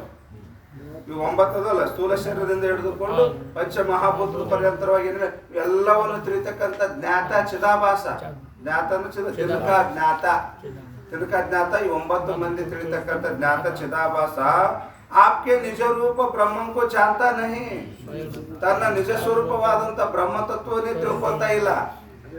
ಅದನ್ನ ಬಿಟ್ಟು ಎಲ್ಲ ತಿಳಿತಾನೆ. ಅದಕ್ಕೆ ಅದ ತನ್ನ ತಾನರಿಯದ ಕವಿ ಬರೀ ಕುರುಡನು ಅಂತ ಹೇಳ. ಬೇಕಾದ ತಿಳಿತಾನೆ, ವರ್ಣಿಸ್ತಾನ, ಬಣ್ಣಿಸ್ತಾನ. ಪ್ರಪಂಚ ಇಲ್ಲದ ಶಬ್ದವನ್ನು ಪ್ರಯೋಗ ಮಾಡಿ ಬೇಕಾದಷ್ಟು ವರ್ಣನೆ ಮಾಡ್ತಾನ, ರಂಜಿಸ್ತಾನ. ಕರೆ ಆದ್ರ ತನ್ನ ತಾನ ತಿಳಿಯದ ಕವಿ ಬರೀ ಕುರುಡನು ಅಂತ ಕುವೆಂಪು ಹೇಳಿದ್ದಾರೆ. ಅವಾಗ ಬೇಕಾದ ವರ್ಣನೆ ಮಾಡಬಹುದು ಶಬ್ದ ಜಾಲದೊಳಗ. ಆದ್ರೆ ತನ್ನದು ತನಗಿದ್ದಿಲ್ಲ ಅಂದ್ರ ಅವ ಕುರುಡ ಇದ್ದಂಗ ಅಂತ ವಿವೇಕ ಇಲ್ಲ. ಹಂಗ ಯುವ ಜೀವನು ಕೂಡ ಹಂಗೆ ಮಾಡಿ ಎಲ್ಲವನ್ನು ತಿಳಿತಾನ. ಆದ್ರೆ ತನ್ನ ನಿಜ ಸ್ವರೂಪದ ಬ್ರಹ್ಮನ ತಿಳಿತಾನೆ. ಆ ಅಜ್ಞಾನ ಅವಸ್ಥಾ ಬೈ ಇದಕ್ಕೆ ಅಜ್ಞಾನ ಅಂತ ಕರೀತಾರ. ತಾತೆ ಆ ಕಡೆ ಬ್ರಹ್ಮ ಹೈ ನೈ ಅವ್ರು ಬಾಸ್ತಾ ನೈ ಆ ದ್ವಿವಿಧ ಆವರಣ ಭಯ. ಆಮ್ಯಾಗ ಅಜ್ಞಾನ ತನ್ನ ಸ್ವರೂಪದ ಅಜ್ಞಾನ ಆಯ್ತಲ್ಲ, ಅದರಿಂದ 2 ಪ್ರಕಾರ ಬ್ರಹ್ಮ ಇಲ್ಲ, ಬ್ರಹ್ಮ ತೋರುವುದಿಲ್ಲ ಅನ್ನೋ 2 ಪ್ರಕಾರ ಆವರಣ. ತಾತೆ ಅರ್ಥಾಧ್ಯಾಸ ಜ್ಞಾನಾಧ್ಯಾಸ ರೂಪ ವಿಕ್ಷೇಪಕೈ ಶೋಕ ಭಯ. ಯಾವಾಗ ಆವರಣ ಆಯ್ತು ಅಂದ್ರ ಅರ್ಥಾಧ್ಯಾಸ ಜ್ಞಾನ ವಿಷಯದ ಭ್ರಮ ಮತ್ತು ವಿಷಯದ ಜ್ಞಾನದ ಭ್ರಮ 2 ಭ್ರಮ. ವಿಷಯನೂ ಭ್ರಮ. ಈಗ ನೋಡ್ರಿ ಪ್ರಪಂಚ ಇದನ್ನು ಕೂಡ ಸುಳ್ಳ. ಇದ್ರ ಜ್ಞಾನ ಕರೆಯದ ಅದ್ರ ಜ್ಞಾನ ಸುಳ್ಳು. ಅದಕ್ಕೆ ವಿಷಯದ ಭ್ರಮಕ ಅರ್ಥಾಧ್ಯಾಸ ಅಂತಾರೆ, ವಿಷಯದ ಜ್ಞಾನದ ಭ್ರಮಕ ಜ್ಞಾನಾಧ್ಯಾಸ ಅಂತಾರೆ. ಶೋಕ ಭಯ. ಪೀಚೆ ಬ್ರಹ್ಮ ಹೈ ಐಸಾ ಗುರುನೇ ಅವಾಂತರ ವಾಕ್ಯ ಕಹ. ಅವಾಗ ಏನ್ ಮಾಡಿದ ಗುರುಗಳ ಬಳಿ ಹೋದೆ ತಿಳ್ಕೊಬೇಕಂತ ಜಿಜ್ಞಾಸ ಬಂದದ. ಜಿಜ್ಞಾಸ ಕಾಲದಲ್ಲಿ ಹೋದ ಬ್ರಹ್ಮನಲ್ಲಿ ತಿಳ್ಕೊಬೇಕು, ನನ್ನ ಸ್ವರೂಪ ತಿಳ್ಕೊಬೇಕಂತ ಹೋದಾಗ ಗುರುಗಳು ಹೇಳಿದ್ರು. ಏನಂತ ಹೇಳಿದ್ರು? ಗುರುನೇ ಅವಾಂತರ ವಾಕ್ಯ ಕಹ. ಗುರುಗಳು ಅವಾಂತರ ವಾಕ್ಯ ಹೇಳಿದ್ರು. ಏನಂತ? ಸತ್ಯಂ ಜ್ಞಾನಂ ಅನಂತ ಬ್ರಹ್ಮ. ನೀನೇ ಬ್ರಹ್ಮ ಅಂತ ಹೇಳಲ್ಲ, ಬ್ರಹ್ಮ ಅಂತ. ಸತ್ಯಂ ಜ್ಞಾನಂ ಅನಂತಂ ಬ್ರಹ್ಮ. ಬ್ರಹ್ಮ ಬೋಧನಪ ಸದ್ರೂಪ ಚಿದ್ರೂಪ ಆನಂದ ರೂಪ ಬ್ರಹ್ಮ ಇದ್ದಾನ ಅಂತ ಗುರುಗಳು ಹೇಳಿದ್ರು. ಅವಾಗ ತಾಕು ಸುನಿಕೆ ಆ ಅವಾಂತರ ವಾಕ್ಯವನ್ನು ಕೇಳಿ, ಸತ್ಯಂ ಜ್ಞಾನಂ ಅನಂತಂ ಬ್ರಹ್ಮ ಅನ್ನೋ ಅವಾಂತರ ವಾಕ್ಯವನ್ನು ಕೇಳಿ ಅವಾಗ ಬ್ರಹ್ಮ ಹೇ ಐಸಾ ಪರೋಕ್ಷ ಜ್ಞಾನ ಗೋವೆ. ಇವನಿಗೇನಾಯ್ತು? ಬ್ರಹ್ಮ ಇದ್ದಾನ ಅಂತ ಪರೋಕ್ಷ ಜ್ಞಾನ ಆಯ್ತು. ಪೀಚೆ ಬ್ರಹ್ಮ ಕೌನ್ ಹೇ ಐಸಾ ಪ್ರಶ್ನೆಗೆ ಗುರುಗಳು ಕೇಳಿದ. ಬ್ರಹ್ಮ ಇದ್ದಾನಂತರಲ್ಲ, ಬ್ರಹ್ಮ ಎಲ್ಲಿ ಅದಾನ? ಬ್ರಹ್ಮ ಅದಾನಂತ ಹೇಳಿದ್ರಲ್ಲ, ಬ್ರಹ್ಮ ಅದಾನ, ದೇವ್ರ ಅದಾನ. ದೇವ್ರ ಎಲ್ಲಿ ಅದಾನ? ಹಿಮಾಲಯ ಪರ್ವತದಾಗದನೋ, ಕೈಲಾಸದಾಗದನೋ, ವೈಕುಂಠದೊಳಗದನೋ? ಆ ದೇವರು ಬ್ರಹ್ಮ ಎಲ್ಲಿ ಅದಾನ ಅಂತ ಗುರುಗಳಿಗೆ ಕೇಳಿದಾಗ, ಗುರುನೇ ತೂ ಬ್ರಹ್ಮ ಹೇ ಐಸಾ ಮಹಾವಾಕ್ಯ ಕಹ. ಅಹಂ ಬ್ರಹ್ಮಾಸ್ಮಿ ತತ್ವಮಸಿ. ನೀನೇ ಬ್ರಹ್ಮ ಇದ್ದೀದಿ, ನಿನ್ನ ಆತ್ಮನೇ ಬ್ರಹ್ಮ ಸ್ವರೂಪ ಅದ, ಬ್ರಹ್ಮವೇ ನಿನ್ನ ಆತ್ಮ ಸ್ವರೂಪ ಅದಂತ ಮಹಾವಾಕ್ಯ ಹೇಳಿದಾಗ ತಾಕು ಸುನಿಕೆ ಶಿಷ್ಯ ಕೋ ಮೈ ಬ್ರಹ್ಮ ಹೂँ ಐಸಾ ಅಪರೋಕ್ಷ ಜ್ಞಾನ ಹೋವೆ. ಅವಾಗ ಗುರುವಿನ ಮಹಾ ಮುಖಾಂತರವಾಗಿ ಮಹಾವಾಕ್ಯವನ್ನೇ ಅವಾಗ ಕೇಳಿದ, ಅನುಸಾರ ಕೇಳಿದ. ಅವಾಗ ಏನಾಯ್ತು ಇವನಿಗೆ ಮೈ ಬ್ರಹ್ಮ ಹೂँ ಅಹಂ ಬ್ರಹ್ಮಾಸ್ಮಿ ಅಂತ ಇವನಿಗೆ ಬ್ರಹ್ಮ ತಂದು ತನ್ನ ಸ್ವರೂಪದ ತನಗೇನಾಯ್ತು ಅಪರೋಕ್ಷ ಜ್ಞಾನವಾಗಿರುತ್ತದೆ. ಅಪರೋಕ್ಷ ಜ್ಞಾನ ಹೋವೆ. ಈ ಬ್ರಹ್ಮಾದಿ ಜೀವೋದ ಬ್ರಹ್ಮಾದಿ ತಾತ ಆ ಕಾರಣದಿಂದ ಅಜ್ಞಾನಕೃತ ಆವರಣ ಸಹಿತ ದ್ವಿವಿಧ ಅಧ್ಯಾಸ ರೂಪ ವಿಕ್ಷೇಪಕ ನಾಶ ಹೋವೆ. ಯಾವಾಗ ನಾನೇ ಬ್ರಹ್ಮ ಅಂದ್ರ ಬ್ರಹ್ಮಕ್ಕೂ ನೈಜ ಅಂತ ಅನ್ನೋದು ಅಜ್ಞಾನ ಹೋಯಿತು, ಬ್ರಹ್ಮ ಇಲ್ಲ ತೋರುದಿಲ್ಲ ಅನ್ನೋದು ಎರಡು ಪ್ರಕಾರ ಆವರಣ ಹೋಯಿತು, ಅರ್ಥಾಧ್ಯಾಸ ಜ್ಞಾನಾಧ್ಯಾಸ ಬ್ರಹ್ಮ ಆಗಿದ್ದು ಆ ಸಂಪೂರ್ಣ ಏನಾಯ್ತು ಯಾವಾಗಕ್ಕೂ ನಾನಂತ ತಿಳ್ಕೊಂಡಿದ್ದಾವ. ತನು ತಾನೆಂಬ ತನು ತನ್ನದೆಂಬ ತನು ಮುಖ್ಯ ಜಗವಿದು ನಿಜವೆಂಬ ಇನ್ನಿತೊಳಗೊಟ್ಟು ವಿವೇಕ ಮುಳಿದ ಅಚೇತನ ಭಾವವೇ ಭ್ರಮೆ ಆಗ್ತದೆ. ಇದೇ ಭ್ರಮ ಆಗಿತ್ತು ಅವನಿಗೆ. ಬ್ರಹ್ಮನ ಜ್ಞಾನ ಇದ್ದಿಲ್ಲಲ್ಲ, ಬ್ರಹ್ಮನ ಜ್ಞಾನ ಇಲ್ದಾಗ ಏನಂತ ತಿಳ್ಕೊಂಡಿದ್ದ, ತೋರ್ತಕ್ಕಂಥ ಶರೀರಕ್ಕೆ ನಾನು ತಿಳ್ಕೊಂಡಿದ್ದ. ತನು ತಾನೆಂಬ ತನು ತನ್ನದೆಂಬ ಒಂದ್ಸಲ ನಾನು ಅನ್ಕೊಂಡ, ಒಂದ್ಸಲ ನಂದ ಅಂದ. ತನು ಮುಖ್ಯ ಜಗವಿದು ನಿಜವೆಂಬ ತನುವನ್ನೇ ಮಲ್ಲ ಮಾಡಿಕೊಂಡು ಈ ತೋರ್ತಕ್ಕಂಥ ನಾಮರೂಪಾತ್ಮಕ ಜಗತ್ತಿಗೆ ಸತ್ಯ ಅಂತ ತಿಳ್ಕೊಂಡ. ಯಾವಾಗ ವಿವೇಕ ಉಳಿದ ಅಚೇತನ ಭಾವವೇ, ವಿವೇಕ ಇಲ್ಲದಂತ ಸಮಯದೊಳಗ, ವಿಚಾರ ಮಾಡದೇ ಇರುವ ಸಮಯದೊಳಗ ವಿವೇಕವನ್ನುಳಿದ ಅಚೇತನ ಭಾವದೊಳಗ, ಅಚೇತನ ಭಾವ ಅಂದ್ರೆ ಜಡವಾದಂತ ದೇಹ ಭಾವದೊಳಗೆ, ದೇಹಾತ್ಮ ಬುದ್ಧಿ ಇದ್ದ ಸಮಯದೊಳಗೆ ಇದಕ್ಕೇನಂತಾರ ಭ್ರಮ ಅಂತ ಕರೀತಾರ. ಈಗ ಭ್ರಮ ಉಳ್ದದೇನು ಈಗ ಬಲ್ಲಿ ಭ್ರಮ ಹೋಯ್ತು. ಯಾಕ ತೂ ಬ್ರಹ್ಮ ನೀನೇ ಬ್ರಹ್ಮ ಇದ್ದೆ ಅಂತ ಯಾವಾಗ ಅಹಂ ಬ್ರಹ್ಮಾಸ್ಮಿ ಜ್ಞಾನ ಅಜ್ಞಾನ ಅಜ್ಞಾನವಾಯಿತು, ಆವರಣವಾಯಿತು, ಅದು ಭ್ರಮ ಉಳಿತದ, ಭ್ರಮನೂ ಕೂಡ ನಿವೃತ್ತಿ ಆಯಿತು. ಆವಾಗ ತಾತೆ ಅತ್ಯಂತ ಅಶ್ವರೂಪ ನಿರಂಕುಶ ತೃಪ್ತಿ ಹೋವೆ. ಈಗ ಅವನಿಗೆ ಆ ಸಂತೋಷ, ಎಲ್ಲ ಅಜ್ಞಾನವಾಯಿತು, ಅಜ್ಞಾನ ಕಾರ್ಯ ಪ್ರಪಂಚ ದುಃಖ ನಿವೃತ್ತಿ ಆಯಿತು, ಅತ್ಯಂತ ದುಃಖದ ನಿವೃತ್ತಿಯಾಗಿ ಪರಮಾನಂದ ಪ್ರಾಪ್ತಿ ರೂಪ ನಿರಂಕುಶ ತೃಪ್ತಿ. ಅದಕ್ಕಿಂತಲೂ ತೃಪ್ತಿ ಇನ್ನೊಂದು ಇಲ್ಲವೇ ಇಲ್ಲ. ಸಾಂಕುಶ ಅಲ್ಲ, ನಿರಂಕುಶವಾದಂಥ ತೃಪ್ತಿ. ಅದಕ್ಕೇನಂತಾರ ನಿರುಪಾಧಿಕವಾದಂಥ ಆನಂದ, निरंकुश पृथ्वी। इस चिदाभास की 7 अवस्था का वर्णन आचार्य कृत उपदेश सहस्त्री तथा पंचदशी तथा विचार सागर के चतुर्थ तरंग विषय सविस्तार लिखे है। और ಇದನ್ನೇ ಈ ಜೀವನ 7 ಅವಸ್ಥೆಗಳು ಅಂತ ಕರೀತಾರೆ. ಅವಕ ಅಜ್ಞಾನ, ಆವರಣ, ವಿಕ್ಷೇಪ, ಪರೋಕ್ಷ ಜ್ಞಾನ, ಅಪರೋಕ್ಷ ಜ್ಞಾನ, ಶೋಕ ನಿವೃತ್ತಿ, ನಿರಂಕುಶ ತೃಪ್ತಿ ಅಂತ ತಿಳ್ಕೊಂಡು ಜೀವನ 7 ಅವಸ್ಥೆಗಳನ್ನ ಶಂಕರಾಚಾರ್ಯ ವಿರಚಿತವಾದಂಥ ಉಪದೇಶ ಶಾಸ್ತ್ರ ಗ್ರಂಥದಾಗ ಹೇಳ್ಯಾರ. ಮತ್ತೆ ವಿದ್ಯಾರಣ್ಯ ಸ್ವಾಮಿಗಳು ಬರೆಯಲ್ಪಟ್ಟಂಥ ಪಂಚದಶಿ ಗ್ರಂಥದಾಗೂ ಹೇಳ್ಯಾರ. ಇದೇ ವಿಚಾರ ಸಾಗರವಾದ 4ನೇ ತರಂಗದಲ್ಲೂ ಕೂಡ ನಾವು ಬರ್ಕೊಂಬಂದಿವಿ.